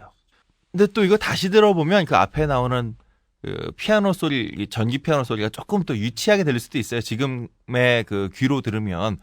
근데 어쩌면 그게 지금의 감정으로, 지금의 귀로 들어서 그렇지, 또 심정적으로는 그 약간 유치끼리한 그 소리가 더 추억을 자극하는 그런 걸지도 모르겠어요. 자, 어쨌든 이 리얼리티라고 하는 이 노래 오늘 얘기를 좀 해볼 건데요. 리처드 샌더슨의 아마 한국의 유일무이한 히트곡 아닐까. 네. 더 없나요? 그 리처드 샌더슨의 노래가 리얼리티 말고 몇 곡의 히트곡이 있는데 한국에 기억된 노래는 한 곡도 없죠. 그리고 이 노래 말고는 이렇게 800만 장씩 팔고 이런 경우도 없었어요. 이게 참 뭐 이런 건 이제 멋있는 말로 원히트 원더였다 뭐 이렇게 얘기를 하곤 하는데 우리나라에서는 흑의 살리라가 있죠. 세 짧은 원히트 원더죠. 유일한 우리나라에. 그렇죠. 우리나라의 유일한은 아니지만 원히트 원더 네. 많아요. 한국에. 원조지 원조. 원조죠. 원히트 원더의 원조지. 네, 거의 그렇다고 할 수 있죠. 하여튼 뭐 껄림이 하는 원히트 원더의 최초였다 이렇게 합시다. 그렇게 네. 하시죠. 예. 네, 그렇게 할래요. 네. 네, 어쨌든 말고 리처드 샌더슨이라고 하는 이 양반은 원래 영국 출신 가수예요. 불란서 사람이 아니고요. 네, 프랑스 사람이 아니에요. 영국 출신인데 영국에서 이제 잉글랜드 출신인데 잉글랜드에서 히트를 못해서 스코틀랜드로 가서 또 음악을 하다가 거기서도 안 돼서 또 미국으로 가서 음악을 하고 굉장히 떠돌다가 20대 중반이 되어서야 이제 영국으로 돌아와서 계약을 맺은 그러니까 10대 시절부터 이미 키보드, 기타, 보컬 여러 가지를 했지만 한 번도 뜨지 못했던 그런 가수죠. 외국에 이런 사람들 얘기 들으면 되게 부러워요. 이런 꿈을 안 줬고 이렇게 그러니까 뭐 여기서 안 되면 저기 가보고 우리나라 불가능하지. 군대 가야지. 경상도 가서 안 되면 뭐 전라도 가보고 전라도 가고 충청도 가보고 이런 느낌인데. 그리고 한국은 군대라고 하는 이 제도가 있어서 군대를 딱 갔다 오고 나면 그러니까 이 양반이 나름대로 몇 년을 떠돌다가 온 게 25인데 한국은 군대 갔다 오면 웬만하면 25대잖아요. 그렇죠. 그러니까 그때쯤 되면 떠돌겠다라고 마음을 먹으려면 정말 이제 삶을 거는 거가 되는 거니까. 그러니까 삶을 걸 만한 걸고선 왜 우리 지난 시간에도 젊은 친구들 기성세대가 하라는 거 반대로 해라. 반대로 할 여유가 별로 없어요. 반대로 하는 게 말 듣지 말아라. 네, 말 듣지 말라는 그러니까 하고 싶은 대로 한번 마음껏 해보려고만 하면 군대 끌려가는 거죠. 그렇죠. 갔다 오면 이제 취업해야 되고. 그럼요. 무비스트의 서대원 편집장님. 원래 한때 꿈이 락커였잖아요. 와, 그분 진짜 안 한 게 다행이지. 패션 락커예요 아직도. 그 서대원 편집장님이 락을 롬으로 인해서 우리나라 락의 발전이 큰 한 걸음을 걷게 된 거지. 이제 본인의 주장은 자기는 뭐 유지아 라인이다 그러는데. 총망받는 뮤지션으로 선배들이 와서 너 빨리 고등학교 그만둬라. 음악에 모든 걸 걸어야 된다. 심지어는 보컬이었다는 게. 그러니까 내가 그 보컬을 노래방에서 들어봤는데 비조님이 나. 갑자기 기분이 확. 아니 비조님이 더 잘한다고요. 총망받는 로커보다 비조님이 나. 그러게. 난 그래서 그 서대원 평점 처음에 한 몇 년간은 락커였다 그래서 기타를 쓰겠구나. 예. 설마 저번에 노래 불러서 상상 못했어. 매니저 아니고? 아니요, 관리 그때부터 들어갔으면 누가 알아 또 이게 아니요. 프리티 보이 밴드. 그것도 그게 있는 거지. 어느 기준이라는 게 있는 거죠. 이하였어요. 예, 어쨌든 아무리 우리에게 영화표 2매를 주시지만 사실은 사실대로 얘기해야지. 어저께는 만세 정말- 보고 난리 쳐놓고는 정말 리얼리티하고 있는. 자, 이렇게 돌아온 그 리처드 샌더슨이 79년에 우연히 이제 스튜디오 미션을, 그러니까 그 이전까지 스튜디오에서만 살겠다라고 이제 믿었던 이 양반이 스튜디오 안에서 우연히 그 블라디미르 코즈마라고 하는 작곡가를 만납니다. 네, 작곡가 이름이네요. 네. 이 블라디미르 코즈마라고 하는 작곡가가 이 친구 목소리를 듣더니 노래 몇 곡 녹음하자고 자기 새 영화를 하는데 그게 바로 영화 라붐이었고 그 중에 한 곡이 바로 이제 리얼리티였던 거죠. 이름이 종북인데? 블라디미르. 네, 이 블라디미르 코즈마라는 분이 루마니아 출신이에요. 그러니까 80년대로 따지면 공산국가네. 공산국가 출신이죠. 빨갱이 출신. 빨갱이. 이거 아청법이다 이거. 맨날 축법이야. 싸움법이야. 맥락이 없어. 이분이- 정장 입고 예. 그러니까 KB나 보고서 거기서 또 야동 나왔다면서요. 아니라니까. 그 오해야 오해. 네, 어쨌든 이분이 1940년생이시고 나이가 꽤 많으시죠? 음악가 집안에서 태어난 분이시더라고요. 코즈마란 분이. 할머니도 굉장히 유명한 피아니스트였고 아버지도 피아니스트. 그다음에 뭐 삼촌도 작곡가였고 뭐 본인도 작곡가이자 바이올리니스트고 66년부터 프랑스 영화판에서 영화 그다음에 드라마, TV 드라마 이런 음악을 해왔는데 필모를 보니까 300편이 넘어요. 오, 영화 음악 하신 게 네. 엄청 많이 근데 하셨구나. 그쪽 프랑스 바닥에서 말을 내가 몰라서 이상한지 몰라. 근데 대충 이렇게 쓱 넘기면서 봐도 우리가 알만한 작품으로 라붐 2, 유콜릴럽 유콜릴러 네. 명작이죠. 좋지. 유콜릴러. 그렇죠. 네. 소피 마르소 3부작. 네. 소피 마르소를 한국의 그 남학생들의 가슴을 태우는 걸로 만들었죠. 이 3부작이 다 블라디미르 코즈마 감독이 음악을 맡았던 그런 영화들이고요. 그다음에 또 그 아시는 분들 아는 그 장자크 베네 감독의 디바라고 하는 영화 있어요. 네. 그다음에 또 아실 만한 게 마르쉘의 여름. 그거 재밌었다. 그 마르쉘 시리즈 있잖아요. 이 시리즈 다 이분이 음악 담당했고요. 그다음에 저는 드파르디유가 나왔던 영화로 좀 웃긴 영화로만 기억이 되는 제라드 드파르디유. 네. 은행털이와 아빠와 날아간 영화 있어요. 한국에 예전에 개봉도 네, 했었어요. 개봉했어요. 은행털이 아빠와 나 아니에요? 아니요, 은행털이와 와 아빠와 나. 예. 뭐 요 정도 제가 알 수 있을 만한 건 요 정도였는데 필모가 어마어마하니까 혹시 그 프랑스 영화 좋아하시는 분들은 뭐 그냥 구글이나 뭐 이런 데서 이 블라디미르 코즈마 딱 치면 쫙 나옵니다. 한번 보시면 그 프랑스 영화 좋아하시는 분들 한번 찾아보시길 바라고요. 그다음에 좀 전에 말씀했던 그 라붐 2, 유콜릴럽 이 세 편의 영화는 코즈마가 음악을 맡고 그다음에 클로드 피노트 감독이 그 감독과 각본을 맡고 주연으로 소피 머러가 나온 이런 이제 세 사람이 함께 만든 영화라고 할 수 있을 거예요. 근데 셋 다 흥미로운 게 프랑스 영화인데 주제곡을 다 비프랑스인이 부르게 했더라고요. 그것도 영어 주제가로, 영어로 굳이. 홀리우드를 노렸네. 네, 제가 볼 때는 헐리우드 노림수가 하나 있고 또 하나는 프랑스 안에서도 이러한 종류의 그 어떤 좀 상큼한 느낌 혹은 젊은 느낌을 더 강조하기 위해서 영어를 썼던 게 아닐까라는 생각도 좀 있어요. 그러니까 80년대에 프랑스에서 그 이전까지 전부 실패했던 미국식 패스트푸드가 자리 잡기 시작한 게 80년대거든요. 그런. 네, 그러니까 이런 문화적으로 보면 프랑스에서 그 이전까지 없던 미국식 문화가 영어를 쓰는, 그러니까 영어를 쓴다는 것 자체가 그 프랑스 안에서 굉장히 수치스럽다거나 창피하거나 이런 거였다가 요때쯤이 되면 이제 젊은 세대에게 쿨함 혹은 난 좀 팬시한 이런 느낌으로 이제 영어와 영어권 이제 문화들이 들어오기 시작하는데 그런 거하고 좀 같이 연결되어 있는 게 아닐까 싶어요. 우리 각하는 또 가서 불어로 말씀하셨죠? 그러게요. 뭐 종불이네, 종불. 뭐 하여튼 다재다능한. 야, 요거 안 웃고 있어요, 두 명 지금. 다재다능. 저는 안 웃었습니다. 각하, 저는 안 웃었습니다. 저 존경의 마음으로 웃었습니다. 네, 저도요. 그래서 그런가 그 라붐원은 좀 전에 말씀드린 것처럼 리처드 샌더슨이 이제 잉글랜드 출신 가수였죠. 그 다음에 라붐 2에 Your Eyes, 죄송합니다. 네. 하지 마, 좀 제발. 해내네. 나 불렀어? 우리다. 그 Your Eyes라는 이 노래도 역시 코지마가 만든 노래예요. 근데 노래를 부른 건 또 영국 리버풀 출신의 신스팝 밴드였던 쿡다북이 불렀죠. 신스팝은 뭐죠?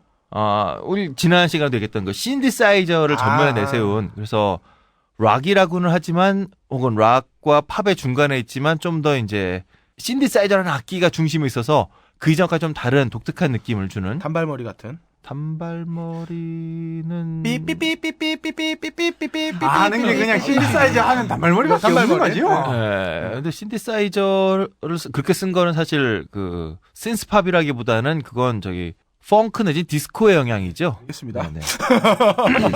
네. 어쨌든 이 쿡다북스가 불렀던 Your Eyes도 신스팝의 전형적인 노래. 그러니까 신스팝의 특징으로 우리가 얘기할 수 있는 게 아마 그 전기 피아노 소리. 신디사이저로 만든 전기 피아노 소리를 앞세운 그런 음악이라고 할 수 있을 겁니다. 유콜릴 러브도 약간 좀 그런 경향이 있죠. 유콜릴 러브도 노르웨이 출신 가수예요. 부른 사람은 캐롤라인 크루거라고. 그러니까 이 3부작 다 비프랑스인 그리고 영어에 능한 그런 외국인 가수를 불러서 영어의 느낌으로 이렇게 영화를 주제곡을 부르게 했던 거죠. 어쨌든 리얼리티는 유럽의 15개국에서 당시 1위를 했다라고 하네요. 이야. 그리고 전 세계적으로 약 800만 장 정도가 음반이 팔렸고. 짭짤했겠네요. 네, 뭐 이분 그냥 리처드 샌더슨이 그렇게 전 세계를 떠돌다가 이때 아마 바짝 본 거죠. 리얼리티 이 노래가 지금도 얼마나 그 유럽서 인기가 있냐면 제가 그냥 우연히 봤던 그 유럽판 아메리칸 아이돌 같은 스타일의 리얼리티 쇼 있죠? 이런 거 듣다가 보면 오디션 곡으로 참 자주 나와요. 그러니까 이 청소년들이 주로 나오는 리얼리티 쇼잖아요. 이게 이 젊은 친구들이 젊은 그 풋풋한 느낌을 강조하는 노래에 이 노래가 여전히 많이 쓰이고 있더라고요. 명곡이네. 잘 만든 노래예요. 지금 들어봐도. 그리고 더 재밌는 건 이 리얼리티가 1980년에 발표된 노래잖아요.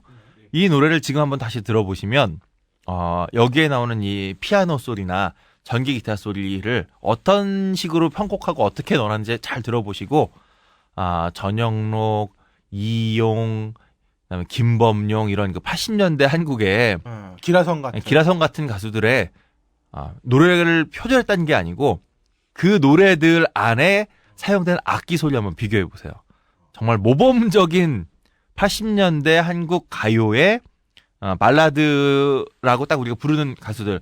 발라드 하면 이제 이용, 그다음에 뭐 김범용, 그다음에 변진섭까지 이어진 80년대 스타일의 그 발라드 가수들이 들려줬던 음악에 사용된 악기의 소리가 참 많이 여기서 파생되었구나. 이문세는 왜 안 빼신 거죠? 이문세 씨는 좀 저는 다른 유재하 이문세는 좀 라인이 좀 다르다 생각해요. 이영훈 씨가 좀 유니크했죠. 이런 또 그렇죠. 주류하고는 좀 다르게. 네네네. 그러니까 이영훈 씨랑 다음 유재하 씨 두 분은 좀 유니크했다는 게 다른 분들은 신디사이저를 전면에 내셨다면 이 두 분은 물론 신디사이저를 사용했지만 기본적인 편곡의 방식이 클래시컬한 방식으로 갔던 거죠. 서구 유로피언 클래식의 방식을 좀 많이 닮아 있는. 근데 이 리얼리티는 아주 그 우리에게 익숙한 뽕기 가득한 한국식 발라드와 이건 이제 밸러드 이렇게 부르면 안 돼요. 한국식 발라드. 네. 발라드와 닿아 있는 그 악기 소리들 이런 게 이제 어떤 건지 딱 느끼실 수 있을 겁니다. 그 정말 중요한 거 소피머너스가 디스코 틀어놓고 춤추고 있다 갑자기 그 헤드폰 씌워주니까 네. 리얼리티는 싹 흘리잖아요. 네. 개뻥이잖아 이거. 아니 그렇게 시끄러운 데서 헤드폰 씌워준다고 갑자기 모든 소리가 쫙 없어지고선 이 노래만 들린다니. 닥터들의 껴도 못 막아요. 아니 사실은 그때 딱 끼워줄 때 음악이 꺼진 거야. 어때? 이런 설정이면 말이 되잖아. 말 안 돼요. 말이 안 되고요? 말은 안 되는 게 그 영화에 보면 딴 애들은 막 미친 듯이 디스코 치고 있는데 둘만 블루스 치고 있거든. 걔는 좀비야? 야, 그쵸. 에이, 이게 락으로 치면 스콜피온즈 같은 느낌이네요. 네? 무슨 그게 말이에요? 무슨 얘기예요? 그만 좀 갖다 붙여요. 그 이상해? 이게 아니 내가 보기에는 완전히 해비조님이 우리 그 레벨하고 다르게 좀 이렇게 좀 클래식하고 좀 뭐랄까 이제 아카데믹하게 얘기를 하면 껄림이 뭔가 자기도 그러고 싶은가 봐. 발을 자꾸 얹어. 발을 자꾸 얻는 게 아니라 내 수준에 맞춰 아니, 달라는 수준에 거지. 맞춰서 한국의 걸로 해요. 아니, 이런 근데 필만 계속 갖다 그 붙여. 항상 느끼는 게 그렇게 해서 갖다 붙이는 게 조용필하고 그다음에 드라겐스하고 그다음에 김혜수 누님. 김혜수 누님. 아니, 항상 레퍼런스가 정해져 있어. 아니, 나 스콜피온즈는 오늘 처음 꺼냈는데 이 스콜피온즈의 발라드들이 진짜 뽕 발라드들이거든. 그렇죠. 그래서 그런 느낌이 같다는 거야. 지금 음악도 안 들어본 리얼리티가 사람들이 말이야. 없어. 그러니까 별로 그 공감은 잘 안 되는 거. 하여튼 뭐 그렇습니다. 몇 번 갈까? 이게 뭐 김혜수 씨는 지구 최강의 여배우고 영웅본색 2는 지구 최강의 영화고 지금 몇 번 나왔는지 몰라. 이제 스콜피온스도 몇 번 하겠구만. 아니, 저는 최강 아니라고 봐요. 지구 최강이 몇 개야 도대체? Dreams are my reality, the only kind of real fantasy. Illusions are a common thing. I try to live in dreams. It seems as if it's meant to be. Dreams are my reality. A different kind of reality. I dream of loving in the night, and loving seems alright, although it's only fantasy.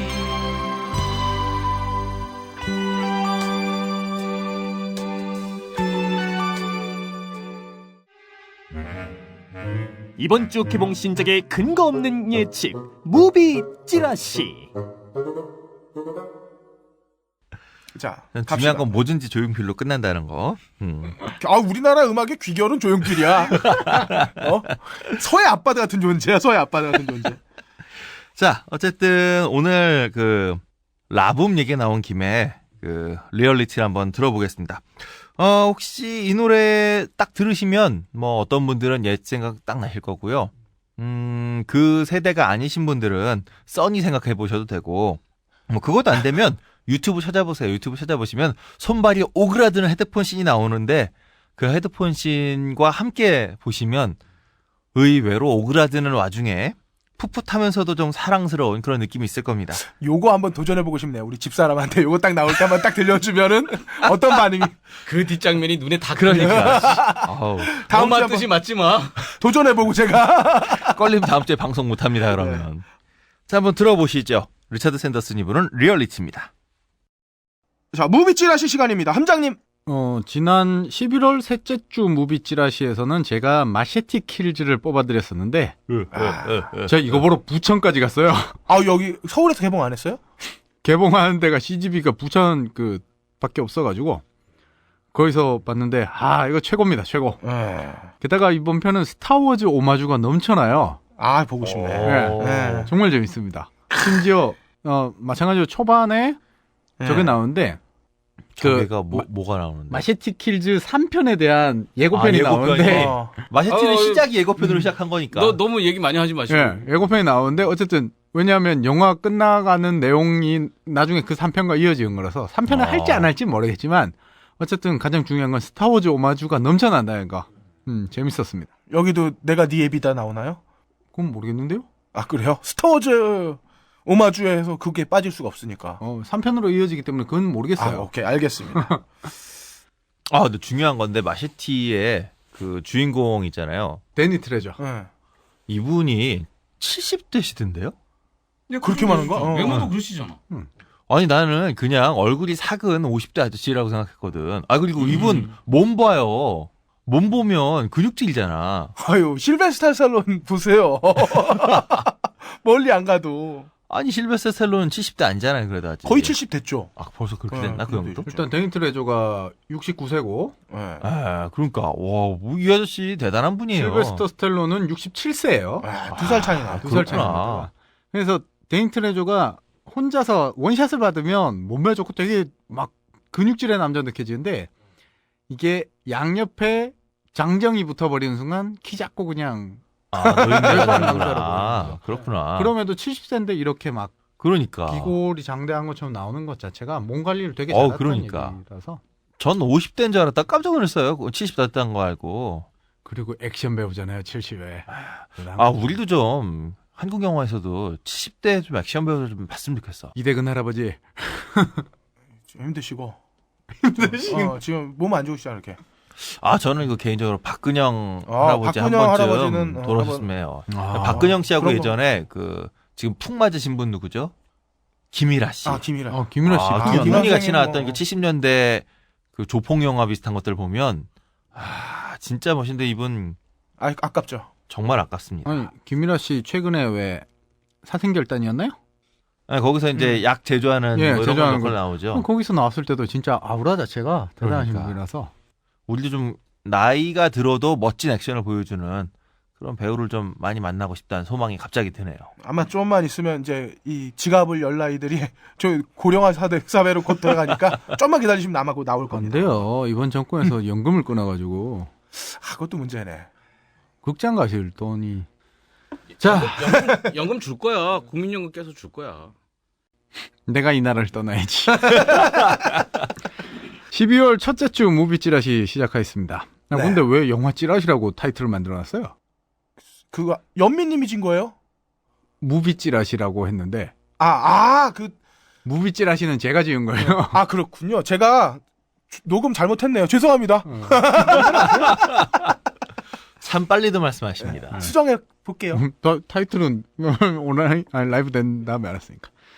자, 이번에는 5편이나 뽑아봤는데요. 왜냐하면 뽑기가 되게 힘들었어요. 죄다 이미 과거에 각국에서 개봉한 영화들이 주로 해요. 왜냐하면 요 시기가 딱 영화 비수기거든요. 네. 그 대학생들 이제 시험 보고 나서 이제 그렇죠. 이제 들어가야지 이제 크리스마스 타이밍이 다가올수록 이제 타이밍이 돼야 한번 되기 또 때문에. 뻥 터지고. 그래서 다음 주에 개봉하는 영화들이 좀 차분하고 뭐 인기 없는 영화들이긴 합니다. 그래도 한번 읽어볼게요. 첫 번째 영화는 오싱입니다. 오싱 많이 들어보셨죠? 첫 번째 이거 그렇죠. 리메이크된 걸까요, 이게? 그래도 뭐 우리 네. 청취자분들 중에 20대 분들이 많기 때문에 무슨 영화인가 하면 일단 일본에서 2달 전에 개봉했던 영화인데요. 오싱이란 것을 아마 어릴 때 도서관을 많이 가보셨으면 국내 번역서가 있어서 빙점이라고 번역했던 것 같아요. 익히 들어본 이름이실 것 같은데 원래 일본 방송 작가인 하시다 스가코가 쓴 역사 소설이에요. 근데 이 양반이 소설을 먼저 쓴 게 아니라 방송 작가라서 1983년부터 1년 동안 NHK 아침 드라마 대본을 썼는데 그 대본을 가지고 만든 소설이에요. 네. 소설의 소스, 그러니까 방송의 소스는 일본 체인 슈퍼마켓 야오한 백화점의 창시자인 가즈오 와다의 어머니가 되는, 그러니까 이 그룹의 부사장이세요. 오싱 할머니를 모델로 한 거고, 원작은 일본을 80년대 90년대의 경제 대국으로 만든 중심 세력들, 당시 시점의 중장년층들에 대해서 인터뷰를 따서 만든 내용이기 때문에 그 사람들이 어떻게 살아왔는지를 여실히 보여주는 거예요. 그래서 이 영화가 그냥 어릴 때의 오싱에 집중을 한 것이라면 그저 그냥 슬픈 드라마일 거예요. 아마 레미제라블의 코제트 하는 역할을 2시간 동안 확대해서 그려놓았을 거고요. 뭐 러닝타임 때문에라도 그 오싱이라는 원작 자체는 정말 대서사시거든요. 80살까지 가는 이 어릴 때부터 가난을 겪고 이 내용이 다 들어가 있는 거라서 영화에 다 녹이긴 어려웠을 거라고 생각은 되는데 뭐 어쨌든 그런 영화입니다.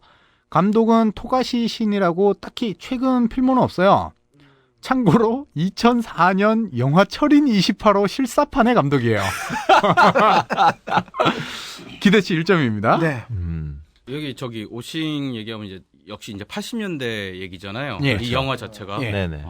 그 아까 우리 얘기도 했었고 또 그 라붐 얘기하면서 영어로 노래를 불렀다. 이렇게 네네네. 특이하대. 사실 80년대는 아마 어떻게 보면 인류 역사가 이렇게 발전하면서 가장 윤택한 해였어요. 경제적으로 부흥되고 못 사는 나라 없이 계속 경제가 부흥하고 막 이런 때였다고. 사실 못 사는 나라가 없었다는 건 좀 아닌 것 그러다 같고요. 보니까 예, 20개 대국 수준에서 잘 사는 나라. 네, 물론 그렇습니다. 그러니까 뭐 80년대가 아프리카- 동남아는 몰락의 길을 갖고 있어요. 예, 그러다 보니까 이 흔히 말하는 이제 뭐 OECD급의 선진국 우리나라까지도 포함해서 사실 그렇죠. 이제 뭐 이제 네네. 그 전두환 시대도 이런 그 세계적인 부음 뭐 삼저 얘기했지 않습니까? 옛날 환율 싸고 뭐 그다음에 유가 싸고 유가 뭐 싸고. 이러다 보니까 경제가 다 괜찮았어요. 유가가 심지어- 거의 한 20년 가까이 예. 동결됐었으니까요 그때. 그 당시 이제 프랑스도 나라 잘 사니까 이런 식에 대한 허용이 되게 높았던 거야. 허용의 수준이. 그 너희들은 그래라. 괜찮았다는 거죠. 그렇죠. 일본도 마찬가지예요. 일본도 60, 70년대 진짜 그 어마어마한 경제 부흥을 일으키면서 고생을 엄청 했거든, 걔들은. 뭐 진짜 밤낮 없이 일하고 일벌레라는 소리 들어가면서. 그렇죠. 80년대 딱 들어와서 이제 서서히 은퇴하는 사람도 나오기 시작하고 경제가 이제 이렇게 뭐랄까 좀 쓰면서 가는 분위기도 좀 있었어요. 그렇죠. 그게 뭐 좀 이제 나중에 왜곡돼서 문제가 됐지만 그 버블 당시에 그러다 생기고 보니까 하면서. 과거를 이렇게 보는 거야. 아, 나 이렇게 열심히 일했다. 좀 위로도 받는 거지. 그렇죠. 그 오신이라는 건 원래 이제 이게 유명했던 게 일본 드라마로 그 80년대 초중반에 아마 제가 알기로 수백 부작이 이렇게 이어졌어요. 예. 어마어마한 인기를 끌었지 일본에서는. 그리고 저렇게 고생했어. 우리는 저때 저랬지. 그래서 지금 저렇게 열심히 일하는 덕분에 이렇게 일본이 부강한 나라가 됐고 사실 한때 80년대 초반 70년대 후반만 해도 일본 사람들은 조만간에 미국을 앞지른다고 생각했어. 맞아요. 그래, 그런 그랬어요. 식의 자신감들이 많이 했으니까. 심지어 헐리우드 영화를 봐도 가까운 미래, 근 미래에 일본인들에게 지배를 당하는 미국인 뭐 이런 식의 그런 거 많았죠. 많았어요. 뭐 로보캅도 그랬고 또 뭐 브레이드 러너도 그런 식의 다 네네네. 맥락이 다 있었고 심지어 러시아에서 우리 이제 타르코프스키 형님께서 솔라리스라는 걸 영화를 만들었을 때 그 미리 사회의 배경이라고 이 필름에 갖다 붙인 게 일본 그렇죠. 이 동경 네네네. 이런 것들이었거든. 그러다 보니까 또 그랬고 뉴욕 같은 땅에 뭐 반 이상이 일본 부동산 그렇죠. 재벌들한테 예. 넘어가는데 네네네. 그러다 보니까 이제 이 오싱이라는 게 일본 사람들한테는 정말 이렇게 편안하게 볼 수 있는 옛 과거를 향수하면서 마음 편한 이제는 돌아와 웃으면서 즐기는 거기 딱 매치됐죠. 지금은 좀 맥락이 좀 안 맞을 수도 있고 하여튼 뭐 유명한 작품입니다. 도리어 지금 더 맥락에 맞지 않을까요? 일본은 전반적으로 지금 지진 이후에 국가적으로 많이들 침체돼 있으니까 오싱을 같은 걸 틀어서 만약에 이 영화 자체가 아니다 하더라도 우리 다시 부지런하게 살아야 돼요. 뭐 이런 메시지 전할 수도 있어요. 글쎄요, 그러니까 피곤하지.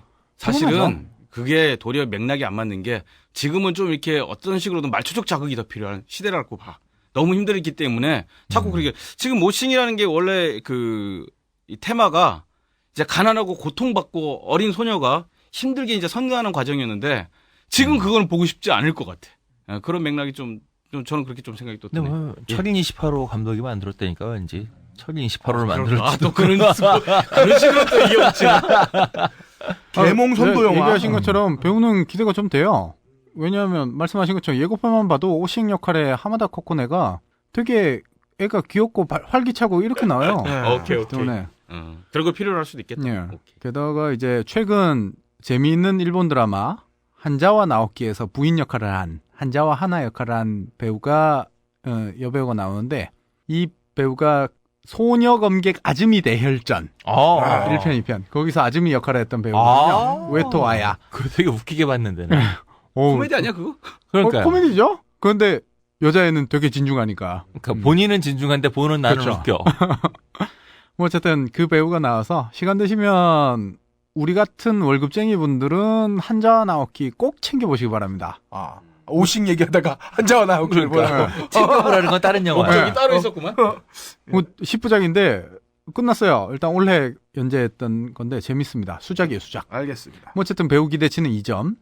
신호분 2점을 줍니다. 일단 오싱은 실화를 바탕으로 재창조되었고 소설도 68개국 베스트셀러예요. 네. 네네. 엉엉 우실 분들 한번 꼭 보시길 바랍니다.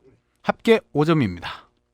아, 근데 이게 일본 영화는 이게 정서가 좀 맞아야 돼. 우는 정서가 일본 영화를 보면서 맞으면은 펑펑 우는데 요게 좀 안 맞으면 계속 닭살이 돋죠. 왜? 레미제라블 코제트 보고 울고 우리 국희 뭐 애들 어릴 때 성장하면서 국희. 울고 뭐 다 울어.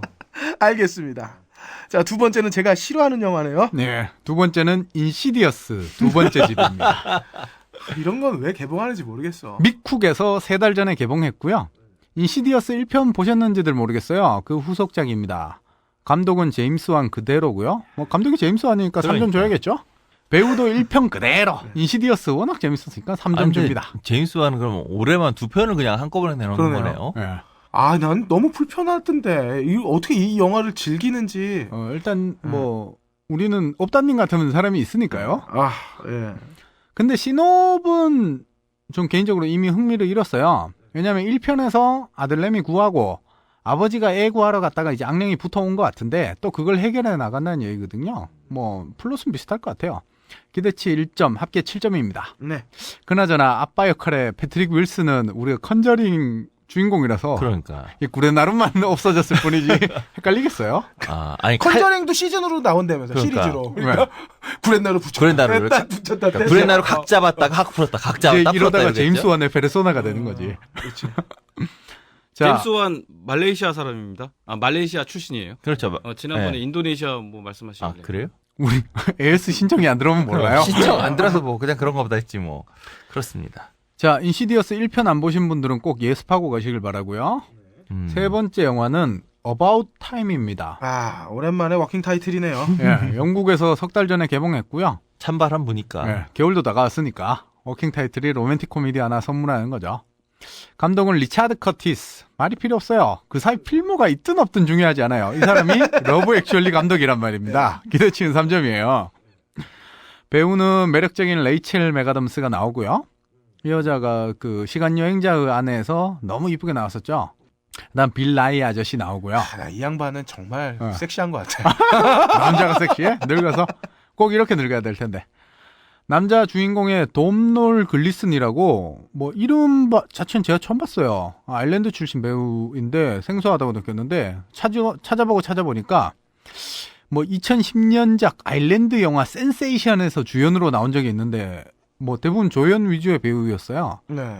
해리포터 시리즈 좋아하시는 분들이라면 아마 해리포터와 죽음의 성물에서 위즐리가의 맏형인 빌 위즐리 역할을 한 배우인데 지금 얘기 들으면 얼굴 기억나시진 않을 거예요. 다만 재미난 게 그 영화 시리즈의 엘러스턴 무디 역할을 했던 왜 눈알이 이렇게 돌아가는 네. 그 역할을 했던 배우가 브렌단 글리슨인데 이 사람의 친아들이에요. 친아들인데 같은 영화 나오게 되는 뭐 그런 재미난 부분이 있죠.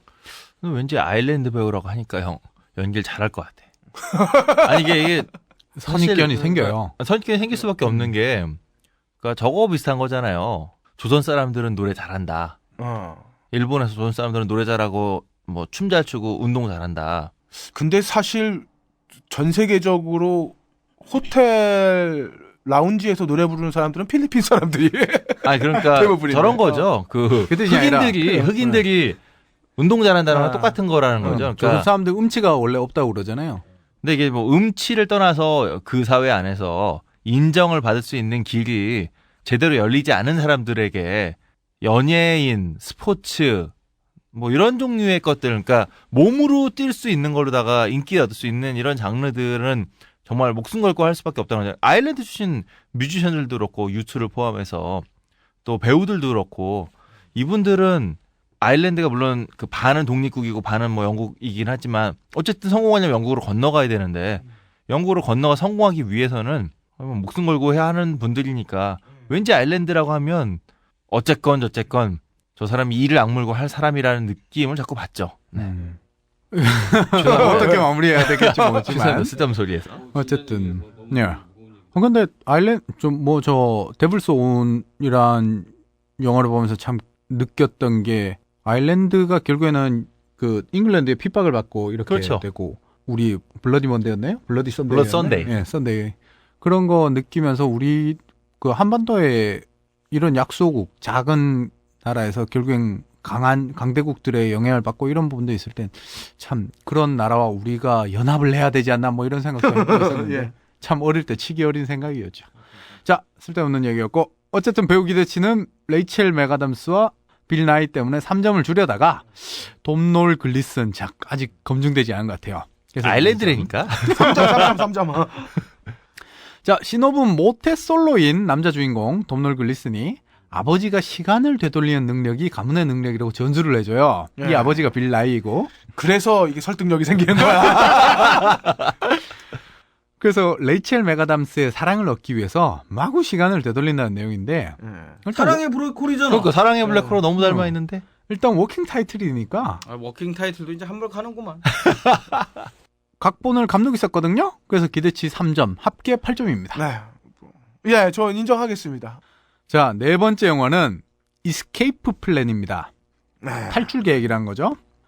지난달에 미국에서 개봉한 영화인데요. 감독은 미카엘 하프스트롬이라고 존 쿠삭이 나왔던 상하이, 그 다음 안소니 호킨스 주연이었던 더 라이트, 악마는 있다의 감독이에요.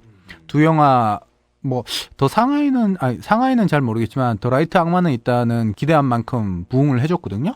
그래서 기대치는 적당히 2점을 드리는데 배우가 화려해요. 아놀드 슈와제네거랑 실베스터 스텔론이 연기는 안 될지언정 일단 두 배우는 봐야 되잖아요. 이거는 그 대놓고 의리를 강요하는 거지. 관객에게 의리를 강요하는 거지. 대놓고. 기대치 2점이에요. 그다음 뭐 힙합 가수 50센트도 나온답니다. 네. 50센트도 몸 좋아요. 감옥 영화니까.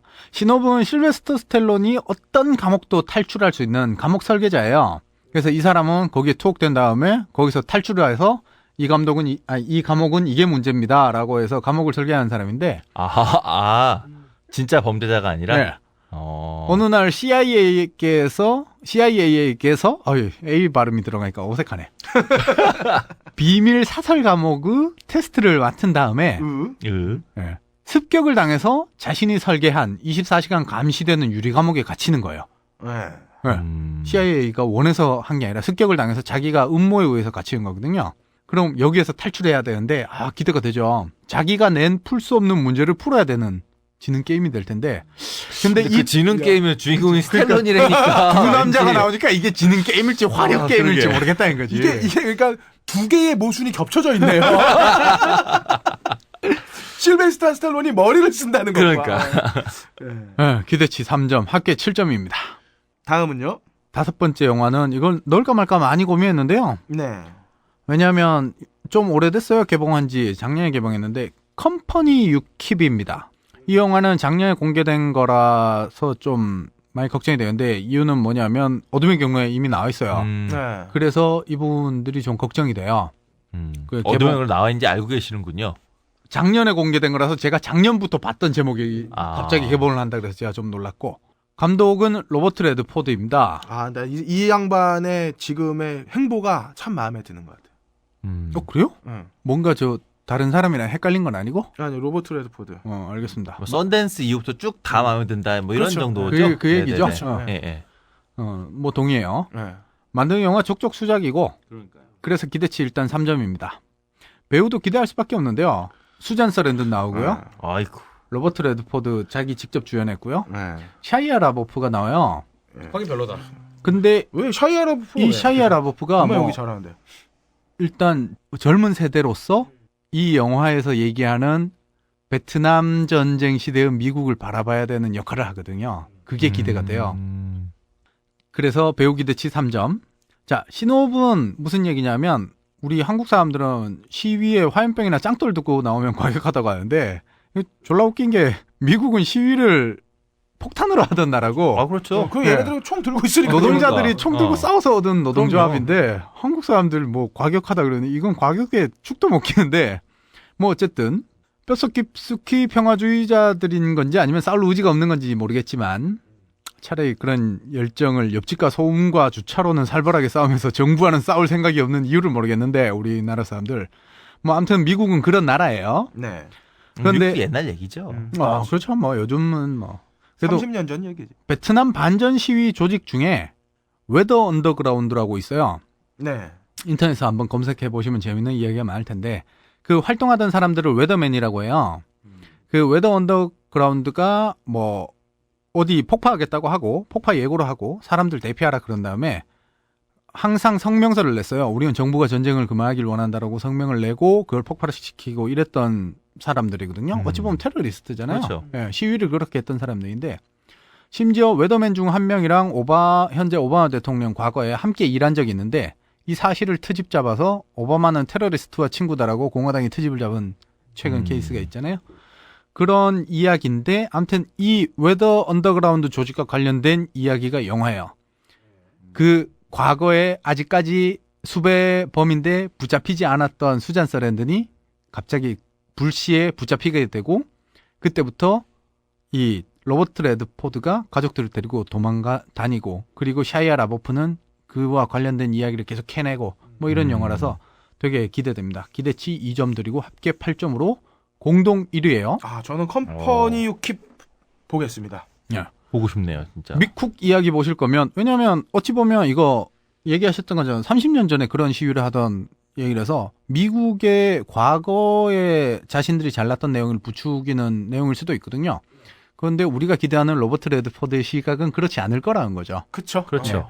그렇기 때문에 뭐 그쪽에 관심 있으시면 컴퍼니 유킵 보시고 연인과 함께시면 그냥 어바웃 타임 보시면 돼요. 아까 전에 그 로버트 레드포드에 제가 그 행보가 좋다고 얘기했던 거에 의아했던 게 정치적인 문제 때문인 거죠. 그렇죠. 그런 게 아니라 저는 영화로서의 로버트 레드포드의 행보를 네, 얘기하는 그럼요. 선데스 채널 정치적으로는 로버트 레드포드는 아직 명확하지 않아요. 그러니까 어떤 뭐 선량한 중독 뭐 이런 정도의 이미지는 세팅이 돼 있는데 이미지는 있는데 밝힌 적이 없죠. 네, 그렇죠. 그런 거 이상의 뭔가 이렇게 좀 음. 뭐 슈란 샌던인가 뭐 또는 누구처럼 이렇게 좀 공격적으로 뭔가 얘기한 건 없어요. 그렇죠. 그러니까 그렇기 때문에- 행보로만 보면 뭐 조지 클룬이나 아니면 뭐 본 실제, 맷 데이먼이라든가 이런 사람들처럼 분명하게 자기 목소리를 낼 법한 그런 행보를 보이고 있는 거에 비해서 이분이 의외로 친공화당 성향의 발언들을 가끔 하시죠. 뭐 공화당을 지지한다는 말을 대놓고 하지는 않았지만 아니 오히려 우리가 존경에 맞지 않는 윌 맥어보이 선생도 공화당원이라고 하겠는데요. 그건 이제 드라마 설정이니까. 아니, 그래도 이제 공화당을 지지하면서 멋지게 그럼요. 사시는 클린트 분이 있잖아요. 이스트우드 같은 클린트 이스트우드. 진짜 우리가 생각하는 진정한 우파의 모습을 보여주는 거라면 우린 뭐 저는 아무 문제 없다고 생각해요. 그럼요. 수고하셨습니다. 영진공 단신. 단신 소식입니다. 첫 번째 단신 소식은 인디스페이스 소식인데요. 서울 독립영화제 2013 39번째 서울 독립영화 페스티벌이 있습니다. 영어로 나와 있어서 서울 인디펜던트 필름 페스티벌 이렇게 돼 있어요. 이렇게 차분하게 얘기하나 했더니 결국 문제는 그거구만. 네. 2013년 11월 28일 목요일부터 12월 6일 금요일까지 장소는 CGV 압구정 무비콜라주관이랑 독립영화 전용관 인디스페이스에서 진행되니까요. 한번 홈페이지 찾아보시기 바라고요. 아트시네마는 12월 5일까지 아키카우리스마키 특별전을 계속 이어서 하니까요. 참고해 보시기 바랍니다. 무비스트 협찬으로 매주 딴지 라디오 방송별 게시판에 청취 소감을 남겨주시는 한 분을 선택하여 영화 관람권 2매를 보내드리고 있습니다. 많은 참여 바랍니다.